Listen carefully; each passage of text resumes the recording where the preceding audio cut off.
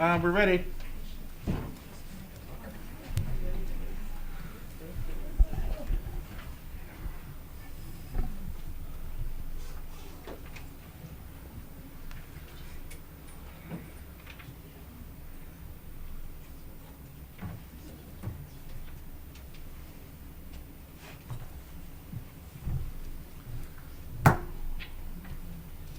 The 2/22/22 regular school board meeting of the Roseville area schools is now called to order.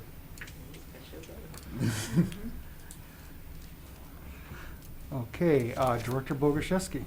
Here. Director Goggins. Here. Director Clark. Here. Chair Johnson. Here. Treasurer Chu. Here. And Clerk Anderson is here. Do we have any agenda adjustments? There are no agenda adjustments. Okay.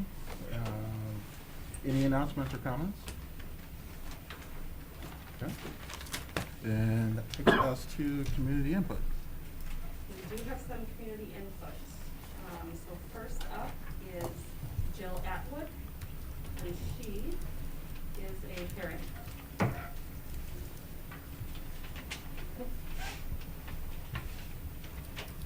Thank you for this opportunity. I'm Jill Atwood, 841 Lovell Avenue in Roseville.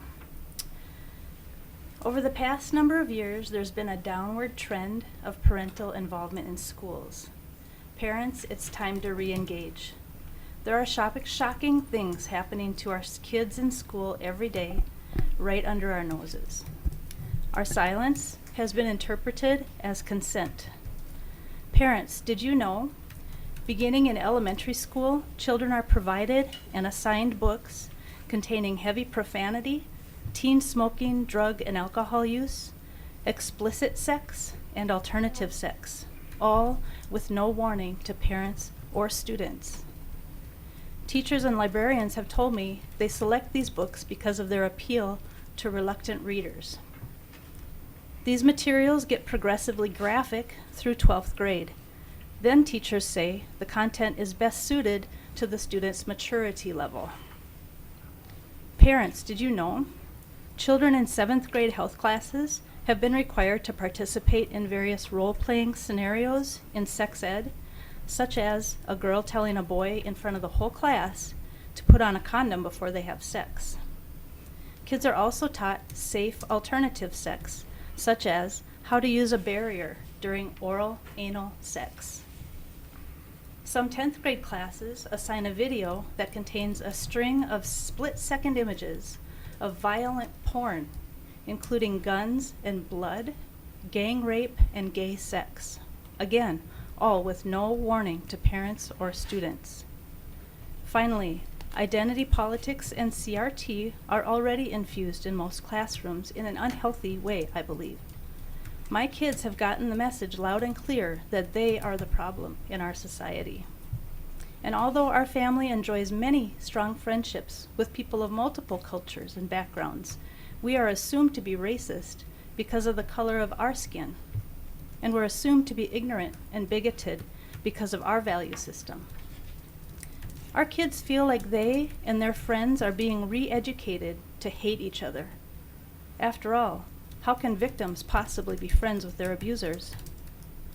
I thank those of you who don't even have school-age children in our system anymore, who come here and speak out on their behalf. You are our champions. Parents, come join these champions. Parents ought not to be seen as a problem to be dealt with. We'd like to be welcomed as your partners for our kids' sake. Thank you.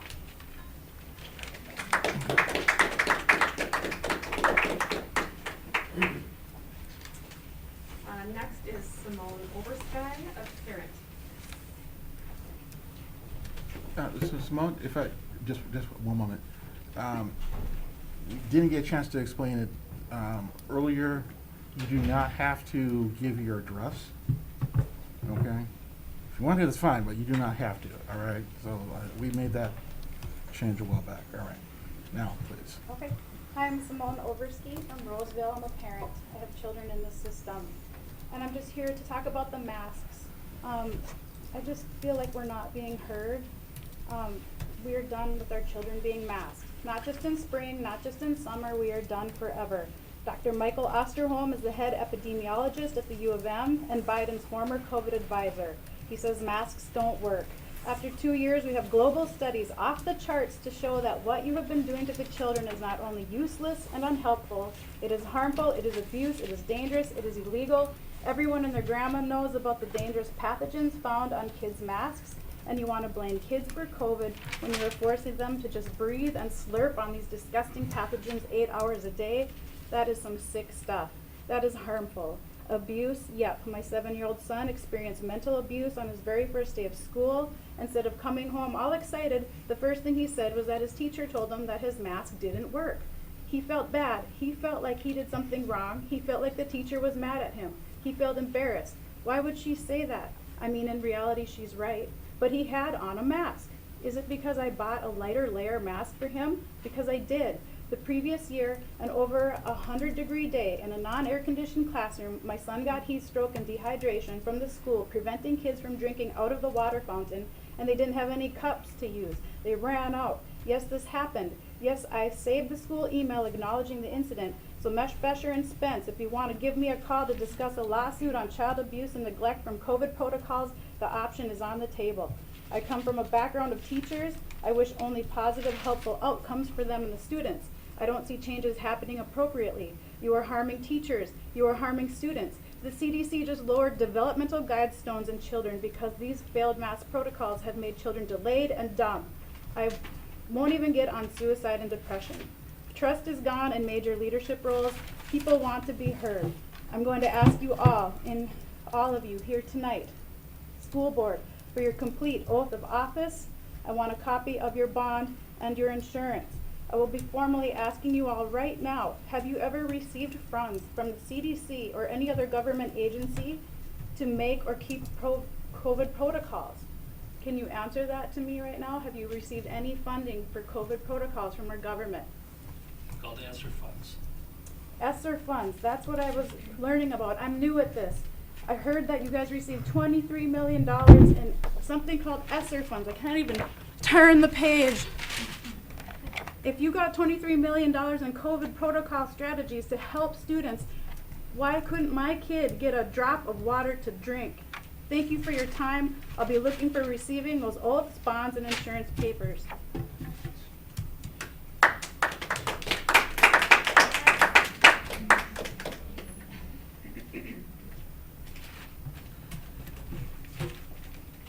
Next is Kathleen Bart, a community member.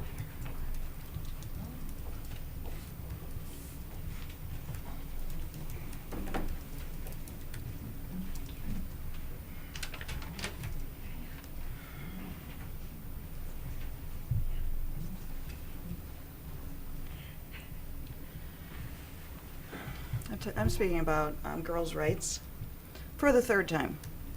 I clearly indicated at the last school board meeting that you need to protect girls in their bathrooms and locker rooms. Apparently nothing has been done. You know that I'm a mother of 6 girls, and you know that I'm a tax-paying citizen of the Roseville School District.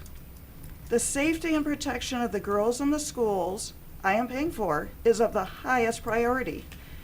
I demand you stop this practice of allowing penises in the girls' bathrooms and locker rooms. A federal law, Title IX, does not allow this. It guarantees separate but equal facilities and sports for girls based on sex, not gender. Girls' lives and mental health are being endangered by your practice.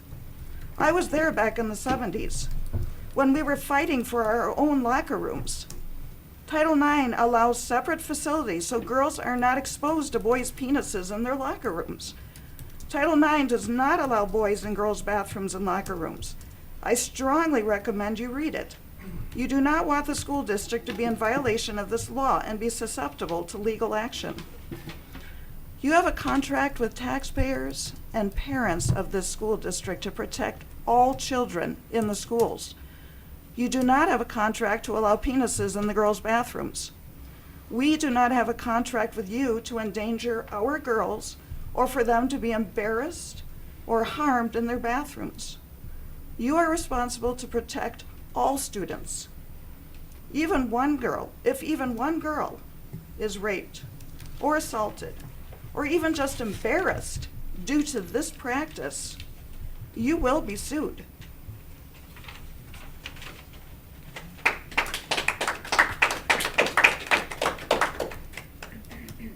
Next is Alan Polasek, a community member.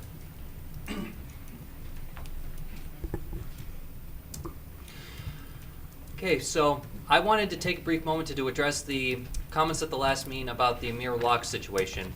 Now, the following day after that meeting, I went to my Bible study at my church. I attend church at Grace Church Roseville just down the street. And I have a number of parents that are in my Bible study, and I didn't even bring up the topic. They were expressing how outraged and disgusted they were at the recent statement made by this board and the superintendent.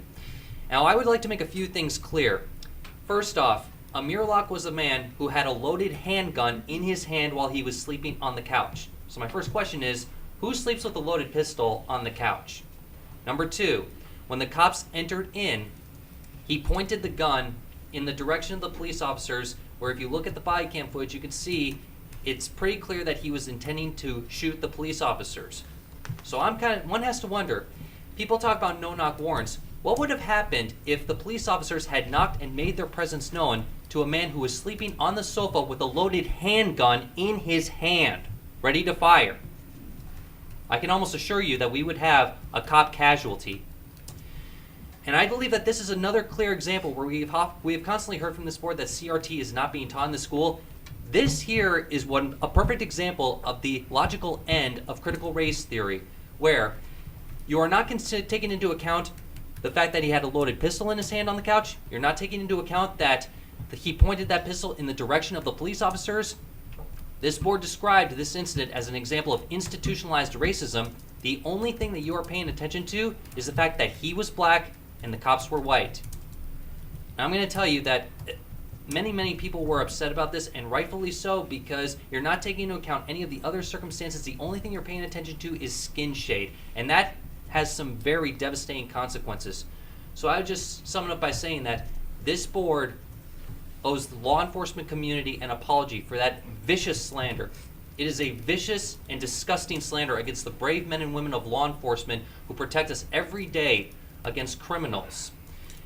And for this board to make such a statement, claiming that this is an example of institutionalized racism, is a slap in the face to all the brave men and women who protect us on a daily basis. So I will just say that this board owes the law enforcement community an apology. Thank you for your time.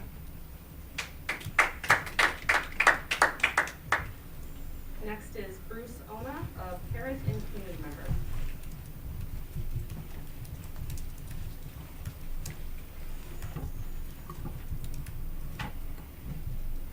Hello, neighbors. So last week I commented on the school board about long-term mask wearing to the school board. And besides Dr. Cornelius, spelled Cornelius, cardiologist, finding microfibers that can come loose in a surgical mask, causing an asthma-like inflammatory response in the lungs. 100% woven cotton will avoid plastic particles inhaled during sports and singing. That's what I have on now after my 4-week asthmatic episode from a surgical mask. And besides Doctor of Medicine, Dr. Kasak's finding mask denial of oxygen can cripple the immune system. And besides Dr. Barsky's internist finding shortness of breath and lightheadedness, we also have Dr. Leanne Poston, MD, MBA, MED, licensed physician, also was on the MSN panel of experts, stating headaches may occur due to slight changes in oxygen and carbon dioxide levels in the blood and due to the tight band fitting around the head all day. And so I plan to contact you further about this so we can talk more about this. I'll switch to MERS staff a little bit. Well, thanks for sharing your thoughts and beliefs about it last time. I believe everyone should have a right to express their beliefs. Despite the outburst, I doubt nobody called Biden to send in Homeland Security, the FBI, or the National Guard. Unlike the National School Board Association did to parents who vehemently disagree with school board decisions. This really exposes the Marxist intentions of those on the national level, government on the national level, to really dictate what is free speech and what beliefs they'll side with and not side with, what beliefs they'll support and oppose. But thank you to the school board, the Roseville School Board, for cutting off ties with the NSBA and for continuing public comment and freedom of expression. And maybe a mirror next time. Thank you.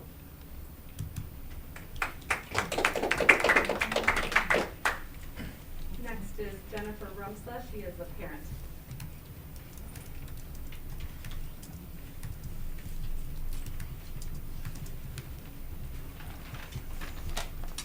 My name is Jennifer, and I'm a parent of an 8th grader at Rams and a kindergartner at Emmett. I've had to put a mask on my daughter since she was in preschool, and she is now nearing the end of kindergarten. When my daughter says to me, "Mom, do I have to wear this mask?" it gets wet and gross and it bothers me all day. I have to pull it down just to get a breath of fresh air. When can I be done? I would like to be able to give her an answer. I have to tell her just a little bit longer. While I support any teacher or staff member who chooses to wear a mask, it is not my 5-year-old's job to make a grown-up feel safe. It should be up to the parents and each individual if they choose to wear a mask. Pushing a district mask mandate is not okay, and it needs to end. The CDC has confirmed that cloth masks essentially do nothing to reduce the transmission of COVID, yet this district is continuing to require our children to wear them all day long while at school. Staff that have concerns for their health should be able to continue to wear masks, face shields, get boosters, or whatever else they need to do feel safe while doing their job. By forcing me to continue to put an ineffective, smothering face covering over my 5-year-old needs to end. And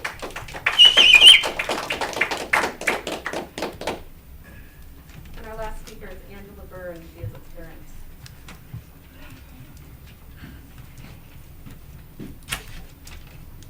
Hi. I don't even know where to start tonight. I'm tired and crabby as hell. I can't believe we're still having these conversations. I'm a parent of a 7-year-old. She does fine with a mask. You know why? Because my husband and I do fine with masks. I'm currently wearing 2 surgical masks and I can breathe just fine. And I'm not exactly an elite athlete. So I think it will be okay. If we're so concerned about microfibers in our breathing, we should have cared about microplastics before they hit the Himalayas. So anyway. And no, we shouldn't ask our children to do the work that us adults should have done in preventing and stopping this pandemic, because we as adults abdicated our responsibility when we didn't mask, when we weren't vaccinating, when we weren't doing the things that we were supposed to do to get herd immunity so our children wouldn't have to do this work anymore.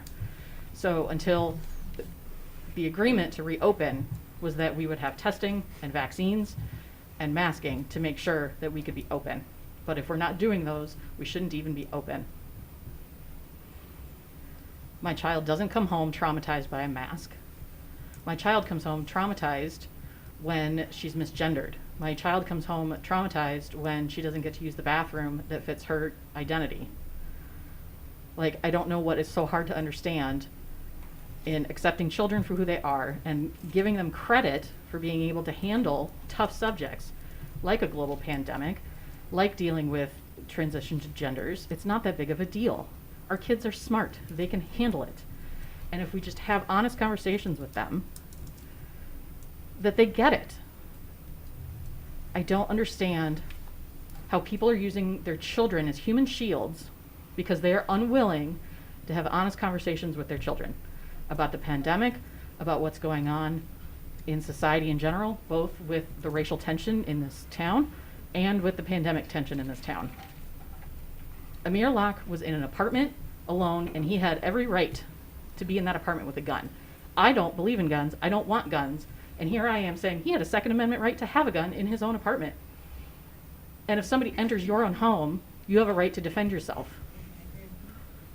So why are we now blaming the man laying on a couch, not doing anything other than sleeping, for why he was shot to death by police? Like, I just don't understand it. Where was the NRA when Philando was murdered in our own backyard? He was a legal gun owner that had done nothing wrong. Oh, maybe that is their skin color of why white people have an opinion on who can own guns when they happen to have dark skin.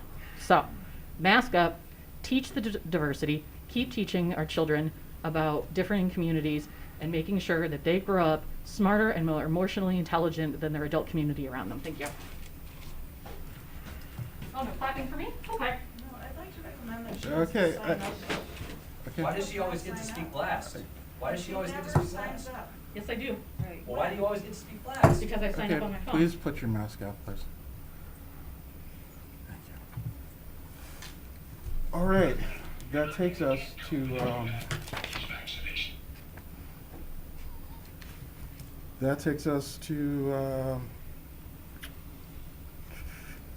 sorry, personnel. So, are we done gifts? Sorry. What we typically do is consent agenda Thank you. and then move into gifts and Okay. personnel. So- I move the approval of the consent agenda. Okay, is there a second? Second. Okay, all those in favor say aye. Aye. Opposed, nay. All right. So, Then I will. retirements. Thank you. Yep. It's with sincere appreciation. It's with sincere appreciation that I move the following retirements. Patricia Grossen, a teacher at Little Canada Elementary School. Patricia has worked in the district for 33 years. Sarah Johnston, Edgerton Elementary teacher. Sarah has worked in the district for 24 years. Central Park Elementary teacher, Gail Roofs. Gail has worked in the district for 14 years. Rhonda Carlson, a clerical position at Roseville Area High School. Rhonda has worked in the district for 22 years. Michelle Heinch, Roseville Area High School special ed paraprofessional. Michelle has worked in the district for 30 years. And Colleen Novak, at Little Canada Elementary School special ed paraprofessional. Colleen has worked in the district for 28 years. And if my calculations are correct, that's 151 total years of wonderful and dedicated Wow. service to this community of ours. We thank them all for their hard work and their dedication to our students and our community. I'd like to second the motion Yeah. and give our deep appreciation for that incredible amount of service has made such a difference for our children. Okay, it's been moved and seconded. All those in favor say aye. Aye. Those opposed, nay. It just, every time, we have those retirements, it's just amazing how long people want to stay at Roseville Area Schools. So that's a testimony to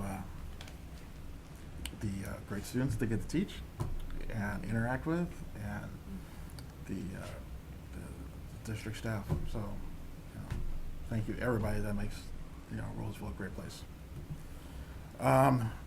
Gifts. As is usual, we are very fortunate to have such a generous community. We have a number of gifts. A Betu Techa Education Center received from Current Consulting, funds for the senior program, from Prince of Peace Lutheran Church, funds for Meals on Wheels, and from Guylaine Lescarbot, funds for the craft shop supplies. Falcon Heights Elementary received from Your Cause Wells Fargo on behalf of Sarah and Richter, funds for the PTA. Roseville Area High School received several gifts. First from the Roseville Girls Lacrosse Booster Club, funds for lacrosse socks. From North Suburban Lions Club, funds for a food shelf. From Warren Young, funds for the wrestling team. And from the Roseville Boys Backcourt Club, funds for additional coaches. Then Roseville Area School generally received from the Twin Cities Habitat of Humanities Restore winter jackets for students in need. Thank you very much for a generous community that helps support our students in our schools. Thank you. Okay. Okay, so that takes us to,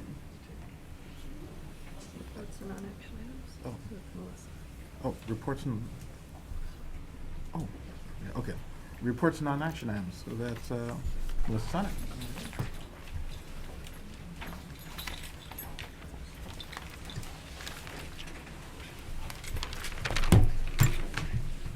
All right. Welcome Good back. evening, everyone. So the calendar committee has met several times this year. And tonight, Director Rondolindi and myself would like to share the drafts of the upcoming school year calendar. That's how you earn a doctorate, it's just I announced, guess so. right? So we have a draft of the 22-23 district calendar, as well as a draft of the 22-23 year-round calendar for Harambe. We also have drafts of the 23-24 school year calendars that include the district and year-round calendar as well.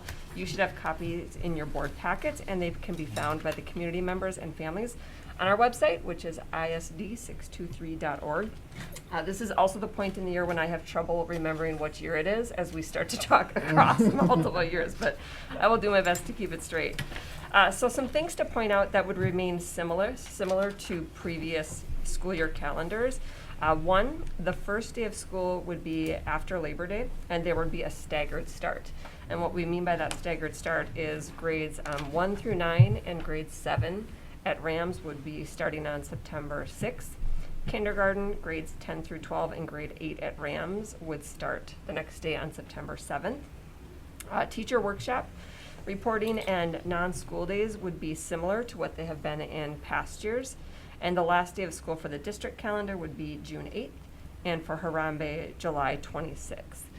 In addition to the calendar committee, we also have created a subcommittee that Director Rondolindi and myself are co-facilitating. The subcommittee would focus on exploring how we could provide professional development and opportunities for collaboration time for staff that does not rely on substitute teachers. And I'll turn it over to Jake to share a little bit more about that, and then we'll take questions at the end.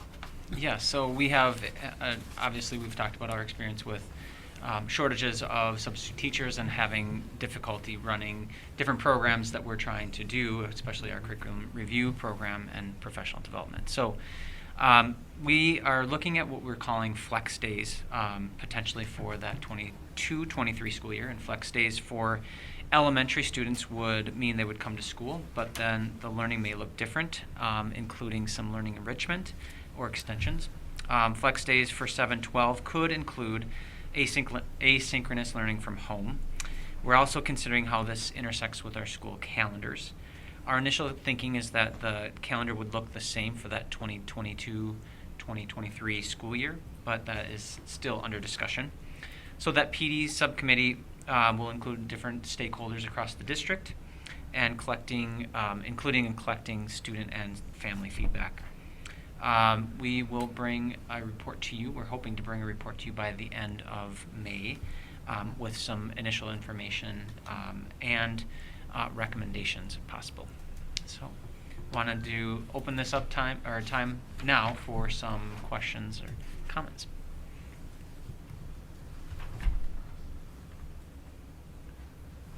Under the 22-23, just a quick question. That shaded period on Friday, April 7th, is that Good Friday, I'm assuming?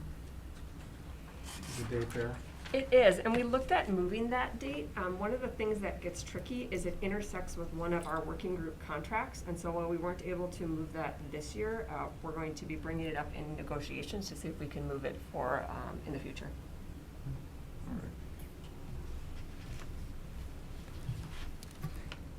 Okay, Two go ahead. questions. One question was, I noticed in the Harambe calendar that you typically have the third quarter be really longer and then the fourth quarter be shorter. Is that driven by MCAs, or is that the basis for that? Yes. Yep. Trying So to we get as get a many little bit school more days as learning in possible. before the test? Correct. Okay. Then the other question I have is, you mentioned the curriculum review committee or other work. Would that work to be in such large sections? Because don't they normally have met for a little bit of time, then collect information, then meet more? Can you make that function in that kind of environment? And what we would look at is having flex days across the school year, potentially. Okay. Right, so not the same as with the program review process. I think that what Katie was asking, if I'm understanding it right, so we would create our recommendations for how to provide flex time that then would create more time for program review. Okay. Does that make sense? So it's an avenue for program review. Right now, it's really difficult to meet during the school day because substitute teachers are not available. So then we try to do it after school, right? But then that's really hard after a long full day of instruction. And then the other thing that can happen is not everybody's available in the same evening, so we just have smaller access to groups. So trying to design a system where we can get more traction around program review, because when we're adopting new curriculum, that's going to touch hundreds of thousands of kids across a decade, right? So that has to be high quality work. Thank you. Quick question. So last year, we went to the split start year because of a conflict with the Jewish holiday. Are we taking into account any of these holidays or other major, religious or otherwise days? Right, absolutely. That was something we explored on the calendar committee. And one of the things that happened with this year was that start date wouldn't, like that holiday wouldn't fall on that date for like another 20 years or something like that. So that's why we moved it back. 54 years. Oh, Right, okay. yeah. But we also looked at Eid and considering that. And so one of the things that we noticed this year is it falls in June and July. Right, so it wouldn't be as relevant to our district year-round calendar, and it's something that is certainly on the agenda to explore again next year as well. One of the things I appreciated about the leadership of the calendar committee is there were things that we looked at for this year, and then forming the smaller committee, but then also like what's the long-term plan and looking ahead at next year. So we actually have a draft of our first fall meeting agenda already mapped out, so we carry some of this work over to next year to not lose momentum with it.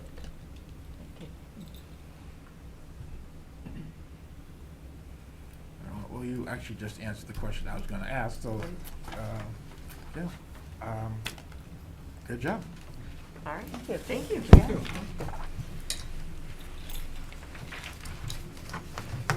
Okay, that brings us, Sherry Thompson.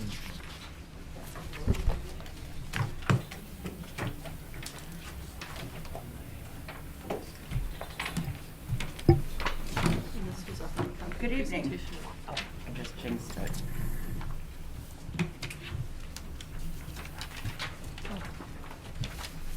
So I just want to give you an update on our different CARES funding that the district is receiving. The first report on this, I just got it going sequential here, was March 30th.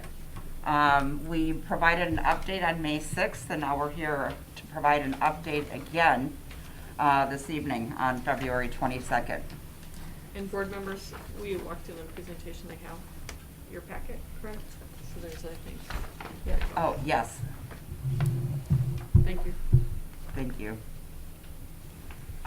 So the federal relief education funding, there have been 3 key pieces of federal financial legislation that have passed. If we go back to March 27th of 2020, shortly after the pandemic began, the first thing was the Coronavirus Aid, Relief, and Economic Security Act. That was the first piece of legislation. The second was signed into law on December 27th of 2020. And then the third piece of legislation was signed into law. That's most commonly referred to as the American Rescue Plan, or ARP. That was signed into law March 11th of 2021. So the first piece of legislation, the CARES Act, that's what is commonly referred to as some of the GEAR and ESSER funds. There are different pieces of that. So again, this was the first round that had been passed in March of 2020. There are a couple components: the Education Stabilization Fund, which included the ESSER, and then also there were funds set aside that were referred to as the Governor's Emergency Relief Fund. So the state had a little bit more discretion in how they allocated those funds. And in that first piece of legislation, those funds had to be spent by September 30th of 2022. Also, as a part of that first piece of legislation, were coronavirus relief funds. Now that spending, that was passed in March. We were notified of that in early July, I believe. And that spending concluded on December 31st of 2020. That specifically, those dollars were specifically used to reopen schools, to get operations, really operations going, PPE, those types of funds. So, and again, see when I don't have the, I'm like, oh, wait, I have to click this. Looking at the gear funds, again, there were specific authorized uses for each of these funds in that first piece of legislation. So gear was for technology access for our families, also staff, right, because we were in distance learning. You could also spend those funds on summer school programming to increase staffing or provide transportation for summer school. And then there were also, you could do some grants to focus on underserved communities. So ESSER fund authorized uses, the ESSER piece. Again, this is activities that are authorized by federal education law. Also COVID preparedness and response activities, and we could work with other agencies. Resources to address school needs, and activities to address the unique needs of our learners, including outreach and service delivery. I know this gets a little like wordy. Some of the authorized, again, this is language taken out of because there are some restrictions. ESSER fund authorized uses continued. Developing and implementing procedures and systems to improve district preparedness and response. We could also do training and professional development for our staff on sanitation and mitigation, which we did with our custodial staff and also our nutrition services staff. And it also allowed us to purchase supplies and equipment to clean and sanitize our schools to a level that hadn't occurred in the past. Again, this was early on in the pandemic.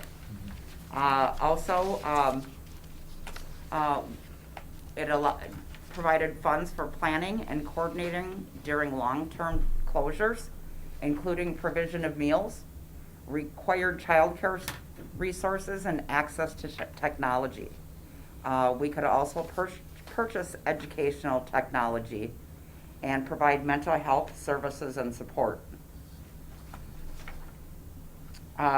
We're almost to the end of these uses. Again, and then also, and this information is less important now. We went into further detail when this first came out because it was really our guidance on our spending plan. I've just added to the presentation since then. So finally, planning and implementing activities related to summer learning and supplemental after-school programs and other activities that are necessary to maintain the operation of and continuity of district educational services and continuing to employ our staff. I had talked a little bit about the CRF funds.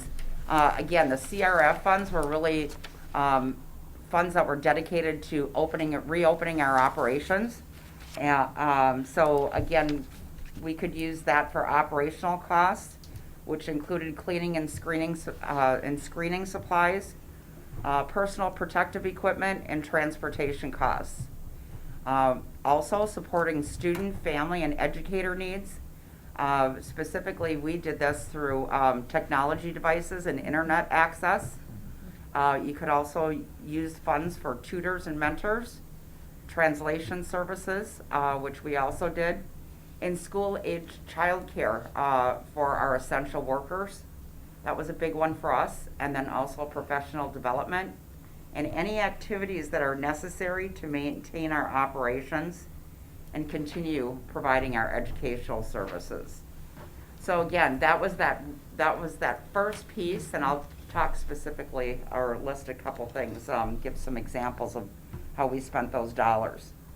And then when we came to the second piece of legislation, it was, again, additional funds, and I'll specifically get into those funds. This money has to be spent by September 30th of 2023. And it really, you could use it for the same uses as specified in the first piece of legislation. And there were a couple added uses, like addressing academic support amongst our students. They expanded it to allow for school facility repairs and improvements, inspection, testing, maintenance, and other projects that would be designed to improve the indoor air quality in our facilities. And then the final piece of legislation from last March. Again, these were additional funds, and it's also referred to as CARES Round 3. We have, actually, I failed to update this slide. We have received our final allocations. Again, the purposes are the same, designated as the same in the previous two pieces of legislation. And these funds must be spent by September 30th of 2024.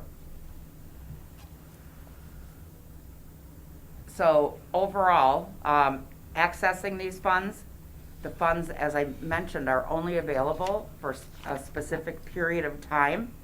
So there's an expiration on all pieces of that legislation. These are one-time funds, so these funds will sunset. There is an application process for each of these funding sources. So we've completed applications, and then also we must submit budgets to the Department of Education, and those have to be approved in order to access these funds. And we can only use these funds for qualified expenses. So getting into a little bit as far as the funding goes, that first piece of funding that came out in July of 2020 and had to be spent by December 30th, that was, again, just basically to reopen our operations. We received $2.3 million in that first piece. And then in the CARES, in the round one, we received $1.5 million. And in that case, we also oversaw the funding as was designated by the state. So that $1.5 million, we also shared that with our non-publics in the district. And I want to say the non-public share was about $250,000 of that. It was allocated on a per pupil unit basis.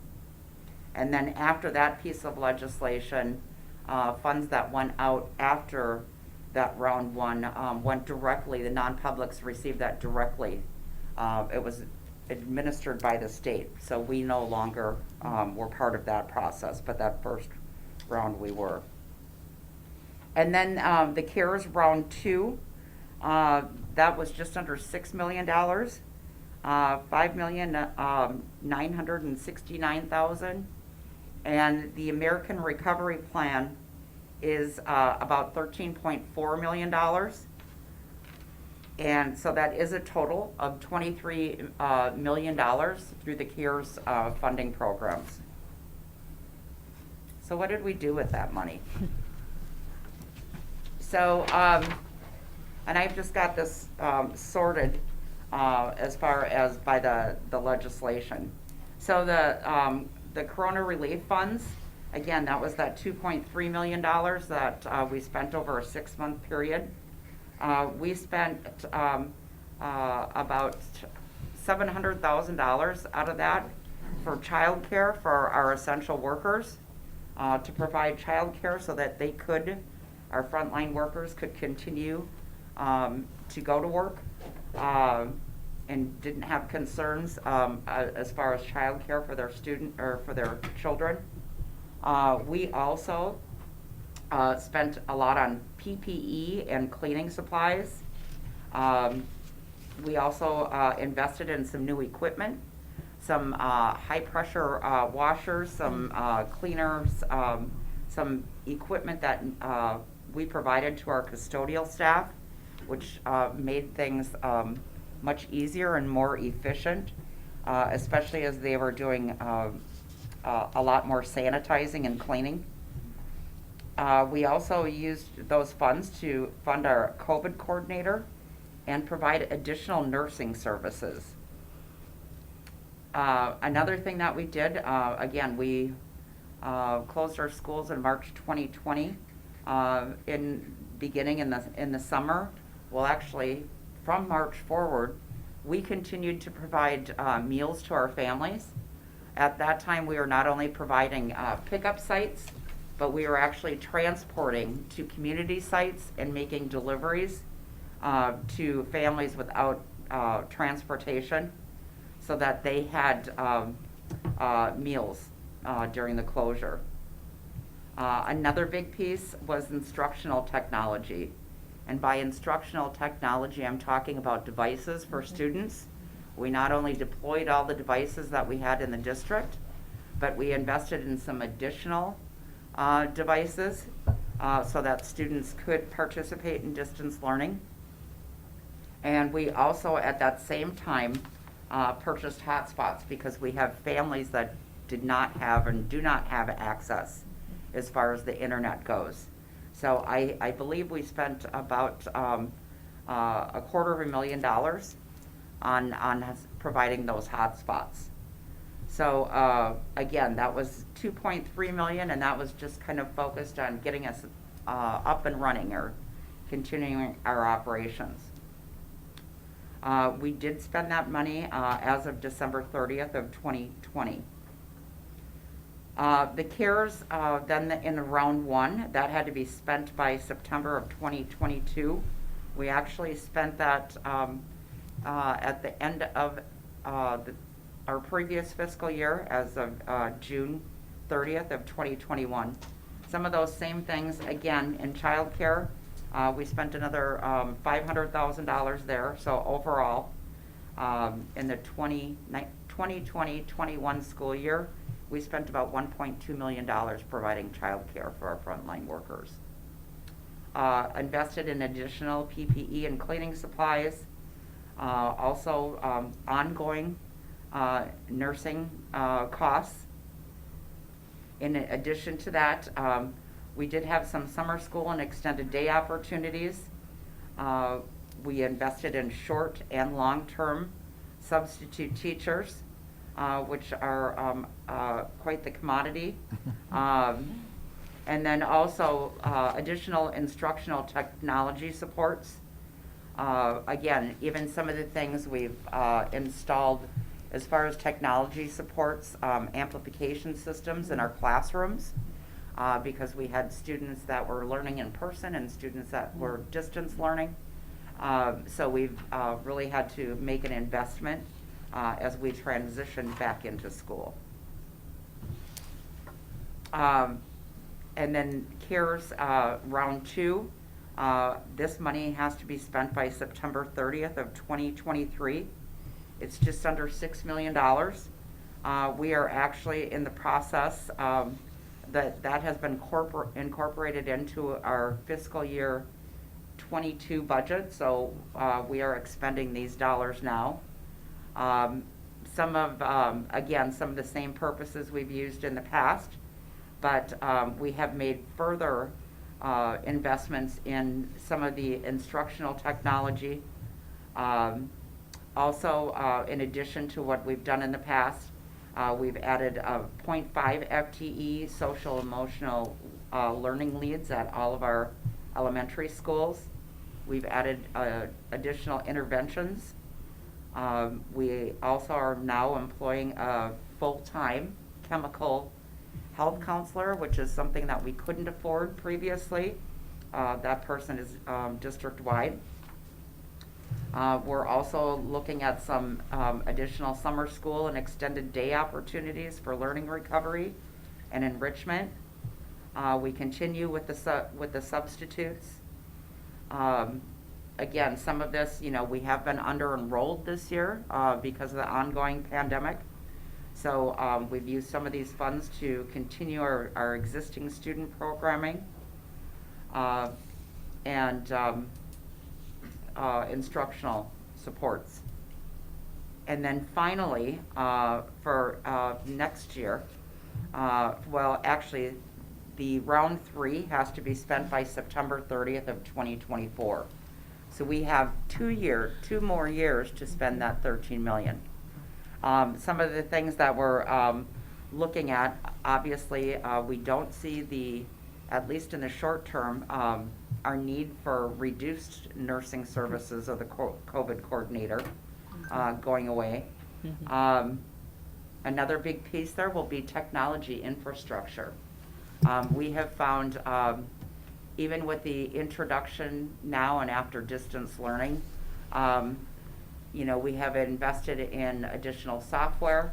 We've also found that we need to add access points because of the increased usage of technology, even while students are in school. So we're having to add access points for our Wi-Fi throughout all of our schools. We are also having to invest in infrastructure. We've had to just recently increase our bandwidth as far as the Wi-Fi goes. So, and anyone with commentary, we just signed the contract. So yes, you may still freeze temporarily, but we're working on that. But we have seen the usage really increase. So again, both instructional technology and infrastructure, and then some of those same uses that we have had in previous years. Obviously, and strategic planning will play a role in this too. Again, these are one-time funds so that we have the next 2 years to spend those. Our major goal is making sure that it's something more of a burst program, right? So because it's one-time funding and we just don't want to build a cliff that at the end of those 2 years that we can no longer provide those things. And then the last thing I'll put a plug in, and I've done this before, is maybe looking at some of these funds to expedite some of our heating, ventilation, and air conditioning projects, which would provide some relief on our long-term facility maintenance and upgrading some of those systems. So again, we have until September 30th of 2024. The other thing that I do want to share that has been new since the board was updated, there have been some other funds that have come through. Some of this we're still in the process of figuring out. Some of it we've accessed. One is the COVID testing grant. That's $411,000.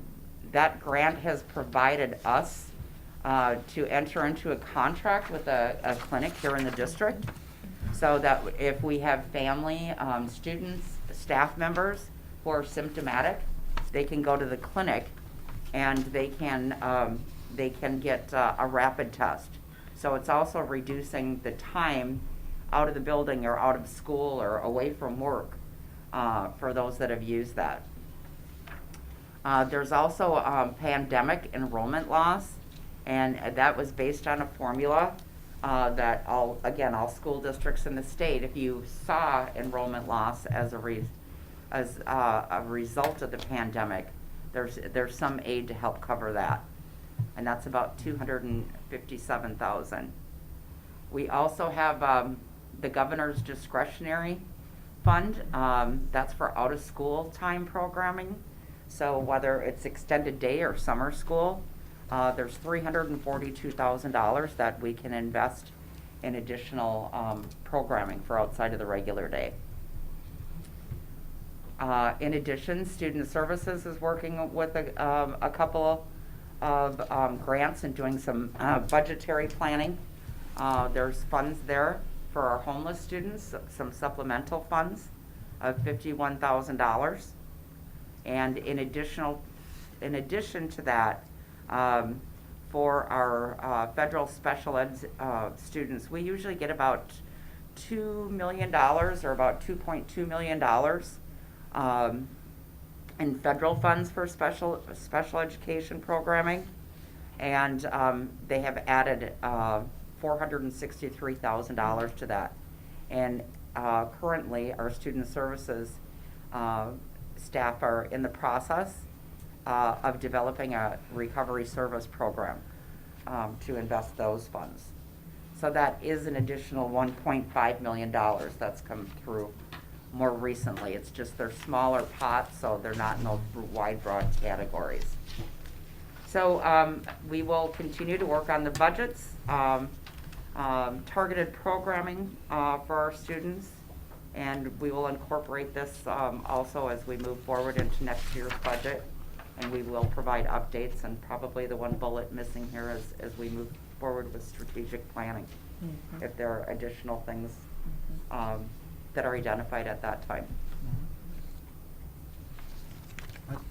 So that's all I have. Sure, thank you, Chair Johnson. Sherry, thank you again for a wonderful update. And so, just so I understand this, dispersed over years. So, for example, the CARES Round 2, roughly $6 million over a 2 2/3 year time frame. The ARP Round 1, $13 million over 3.5 years. So Correct. It's not like all at one lump sum. So I have two questions.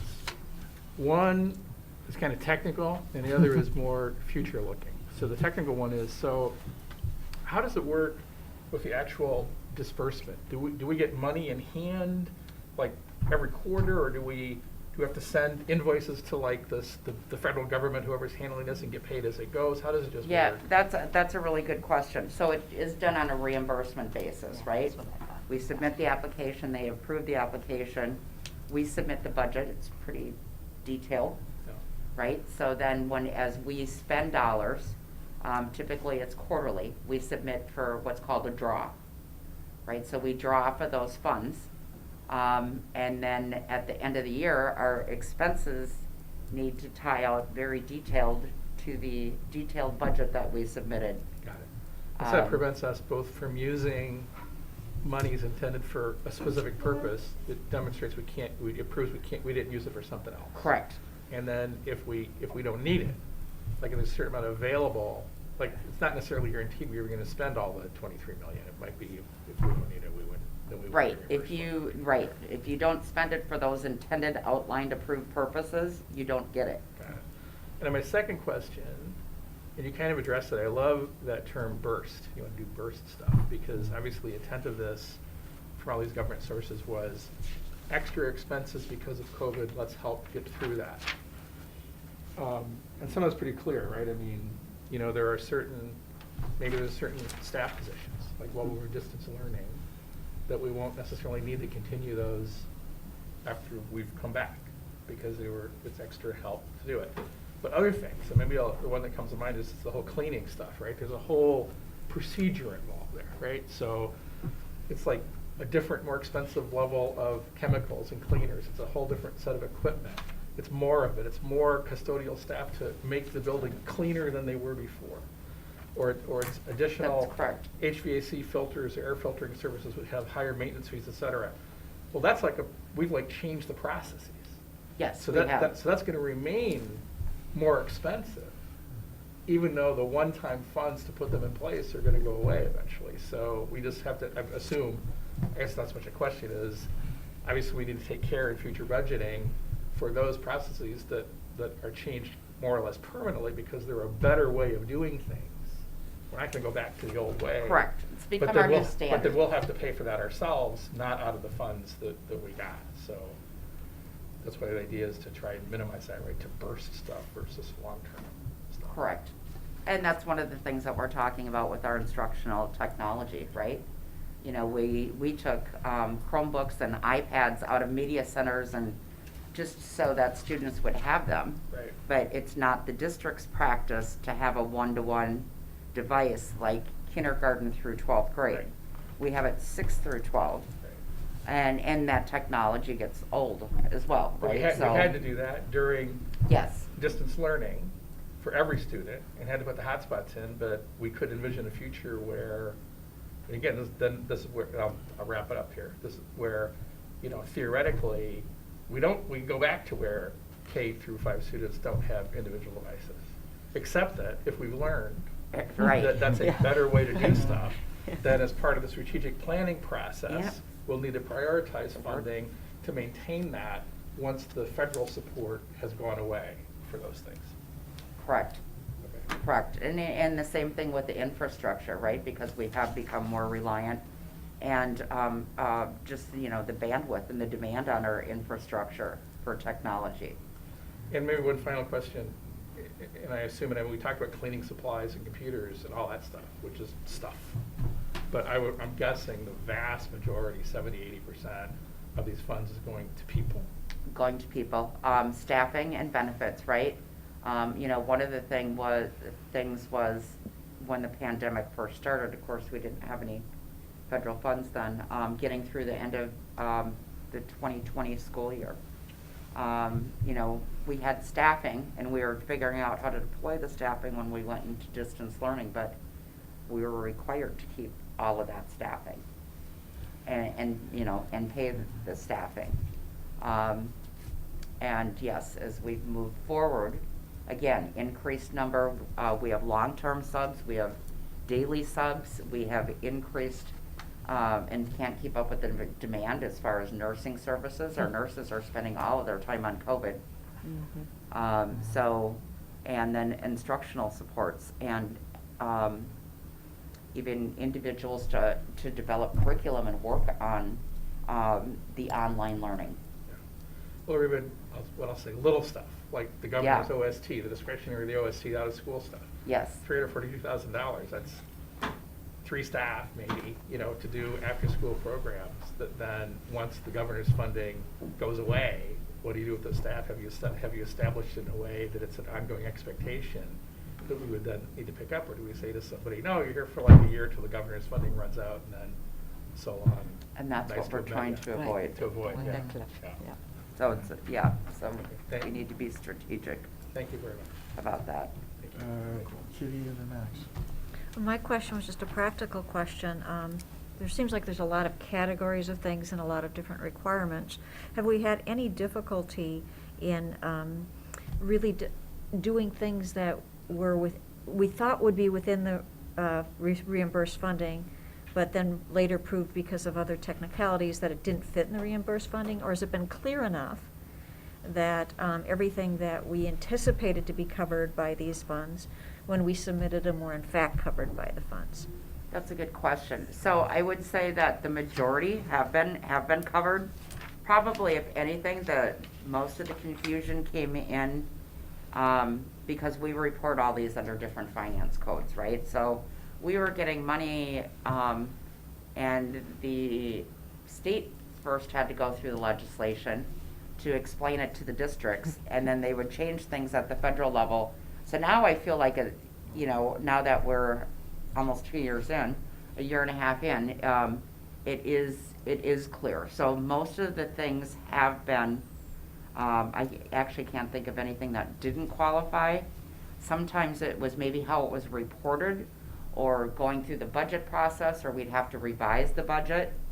So lengthy there, but for the most part, and now that we've been at it for a while, it's running better, but yes. Thank you. Well, that was one of my questions, so you answered one. The other one, I think, Sherry, well, thank you for this. I hadn't seen it broken down like this before. It's helpful for me.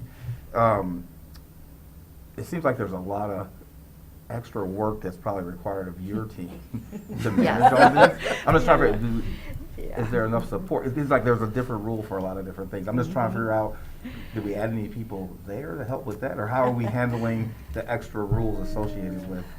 So we didn't, and yes, that created a few things, a few issues, as you know. So I believe, and Dr. Lake and I continue to discuss this, and even with the business office, I think that we're fine now because we're far enough in. But should we need to do that, we will definitely do. We will definitely do it. Now that we're so invested in this and we've gone through the process, it's almost more difficult and challenging to introduce someone else into it. Sure. But yes, to get everything in place, and especially just because we didn't know what we didn't know. Yeah. right? And typically, we have program administrators for our federal programs. But this is something that came in and there was no one, and it's the case in most districts, right? It's fallen on the business office. Yeah, just because, and, you know, gosh, we didn't want to turn down the assistance either, but I believe that we've got clarity on it now. Yeah. Thank you. Thank you. You good? Yeah. Oh, okay. I just want to say the reason we were laughing is not because we don't agree with you, Yeah. it's because this has been a discussion as part of the some other issues that we've been talking about, right? That it's almost like we talk about the perfect storm, like everything was happening so fast. You have, what did you say, 21 funding sources Yeah, that you we have to like deal with? 21 different funding Right. sources. So And those you don't are even have different time codes. to stop to think, well, what do I need? Because you got to get the money out and do the things that we need to do to meet the demand of the pandemic. So just so that you know, we're not laughing at the situation. It's just that, yes, we've been discussing this quite a bit, and so really appreciate your work and how you've gotten through this. And yeah, we need to continue to talk about, you know, coming up for the next year. Is there anything that we can do to support you? We're talking about that now in the business Good, office. good. And you know, obviously, we appreciate the funding, and we want to be, you know, very good stewards of these dollars, right? Absolutely, yeah.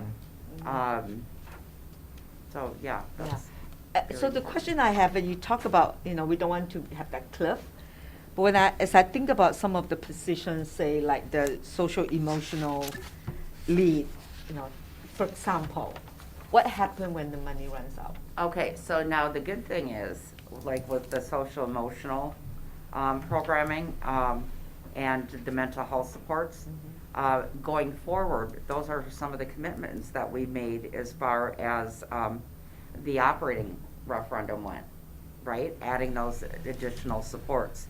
So while we can maybe, you know, put a burst in it, like they won't all the positions won't have to go away. Does that make sense? Yeah. So, yeah, so we are trying to be very strategic about that. Okay. And again, fortunately, thanks to the support of the community, we're able to continue those types, some of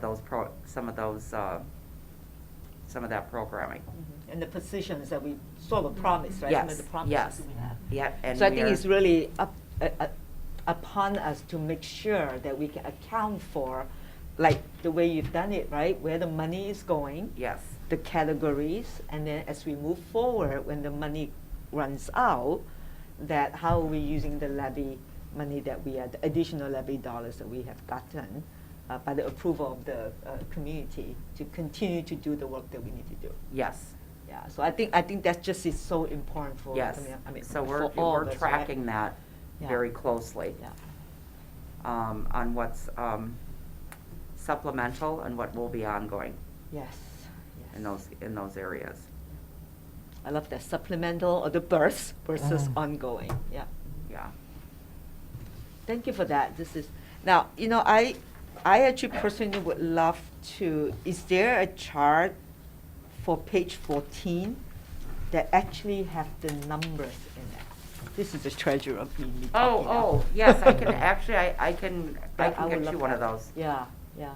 Because I think it was very helpful to kind of see, like, the division of how Yes. that money is spread out. Like when I mentioned how much childcare was exactly. and. Yeah. I know it would be 'cause too much childcare and information here. Yes, I but can it would update be- that. That would be great. Yeah, thank you. Thank you. If you can provide that broadly. Yes, I will. It'll be great. Thank you. Excellent. Anyone else?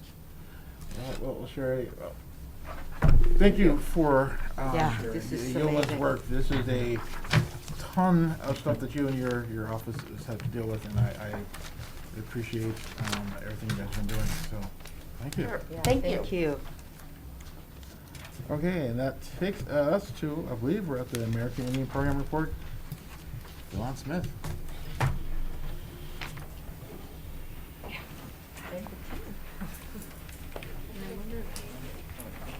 Do we have enough? Do we- Yeah, let's take down. Director Smith? Could you please do me a favor and take the plexiglass down to the floor so that we can have all our guests at the table? Thank you, sir. We can slide that podium back too.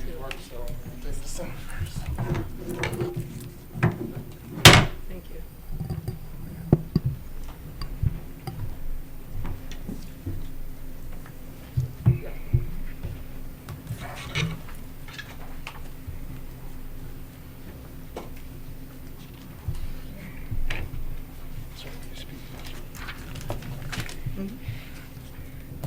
All right. Thank you for having us. Greetings, everyone. As you know, I'm Delon Smith, Director of Equity and Innovation. I have the pleasure of sitting on the APAC committee, our American Indian Parent Advisory Committee, and I'm pleased to be here with a few of our members. And I just want to take a little bit of time for them to introduce themselves. We also have one back there. I want you to introduce yourself as well. I'm Ursula Pankinen. I am the APAC chair this year. I'm a descendant of the Leech Lake Band of Ojibwe. Hi, good evening. I'm Rhonda Russo. I am the vice chair. I am a member of the Cheyenne River Sioux Tribe out of South Dakota. Hi, I'm Gabriella Carroll, and I'm the Native American Education Program Director, and I'm a descendant of Grand Portage as well as Mdewakanton, Dakota. I'm Mike Dockery. I'm a parent and on the committee. I'm a member of the Citizen Potawatomi Nation. All right. Welcome. All right. Just want to thank all of our members for being here today. I'm just going to do a little intro, and then we're gonna let them take it over. So, the American Indian Parent Advisory Committee serves as an advisory role to the district and helps to ensure that American Indian students are receiving culturally relevant and equitable educational opportunities.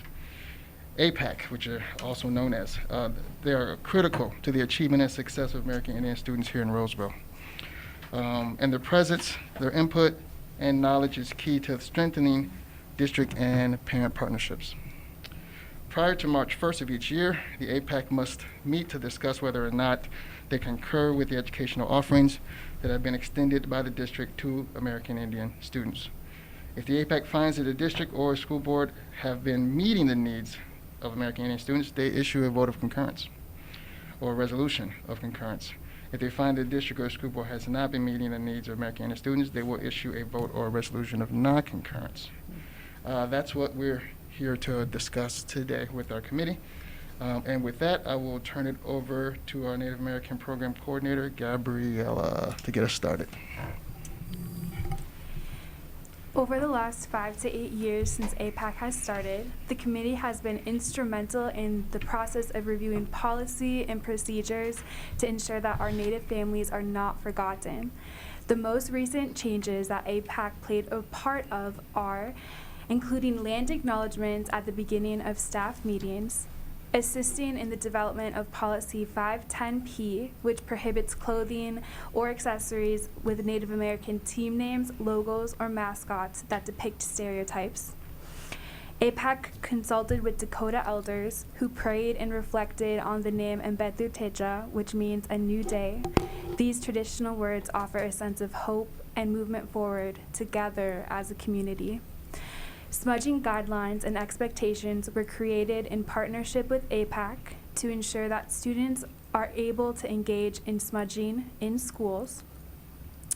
2 Native American education staff were hired, Guadalupe Thornhill, who is currently part-time, and myself, the full-time Native American Program Coordinator, serve as the Native American education staff this year. APAC and Minnesota Humanities Center collaborated and provided Roseville area school staff with the Native American specific professional development. Here are some program updates on our Native American education program. In October, we submitted our American Indian Education Aid application and we were approved. Our total aid amount for this school year, 21-22, is $72,626. State aid is determined by the number of Native American students within our district, and this year our Native American student count is 170. We are also approved for the ESSE grant, the Electronic Application System for Indian Education, ESSE, which is a federal grant funded by the U.S. Department of Education under their Office of Indian Education.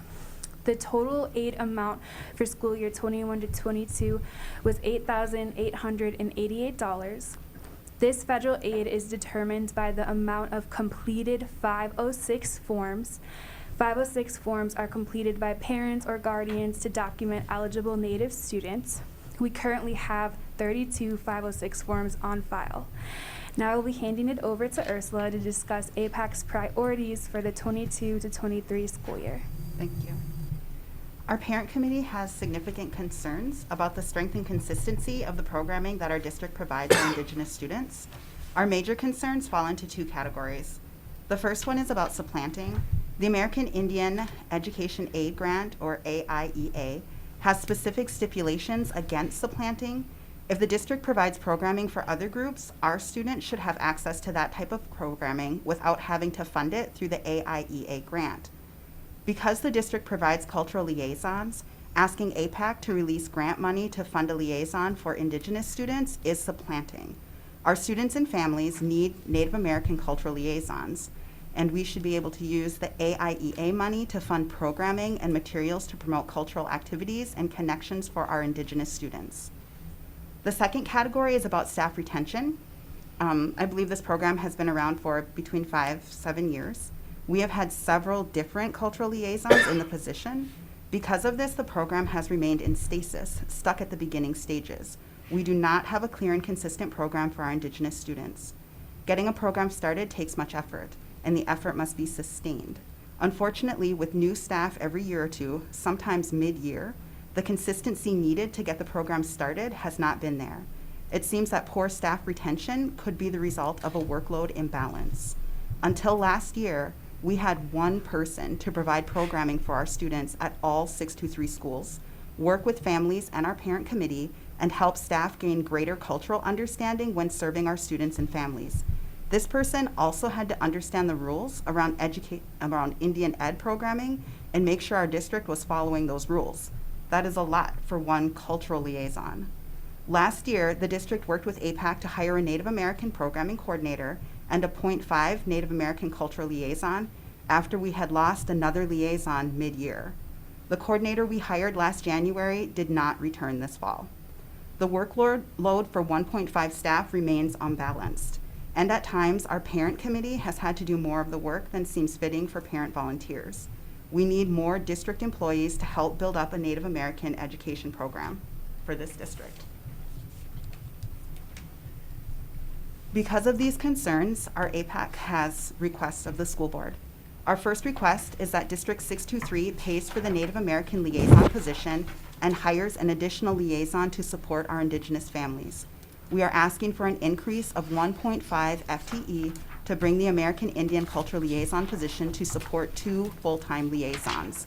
We need more staff to get a Native American education program fully established. Second, we ask that the district provide continued professional development for staff about Indigenous cultures and recognition. Last year, the district started this type of professional development, and APAC would like to see this learning continue. Consider reaching out to local Native Americans and organizations to support this type of professional development. We want the adults working with our children and families to understand the impact of historical and educational trauma for Native Americans. Third, we appreciate that the district implemented a land acknowledgement. We ask that the land acknowledgement be broadened to include support for Native Americans. Our concern is that the acknowledgement becomes something that gets said or heard without the meaning or purpose behind making such a statement. We would like the district leadership to consider how they can heighten awareness of Native Americans past and present through land acknowledgements and other means. Fourth, we are concerned about the lack of representation of Native American students in courses like AP and PSEO. We ask that the district leaders plan to recruit and support Native American students for rigorous courses, particularly those with the potential for college credit earning. We ask that the district provide a plan for supporting Indigenous students in these classes and provide clear instructions for our families about the AP enrollment process. We do not want this process to be something that only the families who are in the know have access to. Fifth, We would like the district to work on finding additional sources of revenue to support programming for Native American students and families. There are grants that our district may be eligible for to support our Indigenous students. Sixth, we would like district leadership to provide APAC with a yearly data report on our Native American student population. We are concerned about graduation rates, reading and math scores, attendance, enrollment in classes with college credit earning potential, etc. I will turn it over to Rhonda with our last request. Thank you. So a request to the school board. We like to follow up and update APAC on 2021 request. So we are requesting to work closely with the guidance counselor at Ross and the Fairview Area High School to approve online Indigenous language courses that count towards the language requirements. We'd like to request to improve the collaboration with school sites to provide better access to students during the school day. We are requesting to continue to be intentional with professional development, focusing on Indigenous perspectives. We are requesting to include informational displays in the Ambetu Teja Educational Center so community members understand the meaning behind the building name and learn more on Indigenous culture and history. We are requesting collaboration with other agencies to provide mental health and well-being support to American Indian students and families. And we are requesting increase the 0.5 FTE American Indian Cultural Liaison position to a 1.0 FTE position. And I will turn it back to Ursula. And those were our requests from last year, and we would like some follow-up on the process or the progress of those. The American Indian Parent Advisory Committee issues a vote of concurrence. We believe that the past support we have received from the district and the support we have continued to see from district leadership this year demonstrate a willingness to work with APAC to meet the needs of Indigenous students. We appreciate the progress that has been made to support our students and start programming for Native American education. However, because of the many concerns that our committee has around the lack of consistent programming and poor staff retention, this vote was not made easily. At this point, our district does not have a strong program for Native American education or Indian Ed. The district has had numerous years to produce a strong program for our Indigenous students, and the current lack of a successful program can negatively impact our students and their families. We trust that the district leadership will take our concerns seriously by implementing the recommendations our committee is providing to the school board. Miigwech. Are there any questions?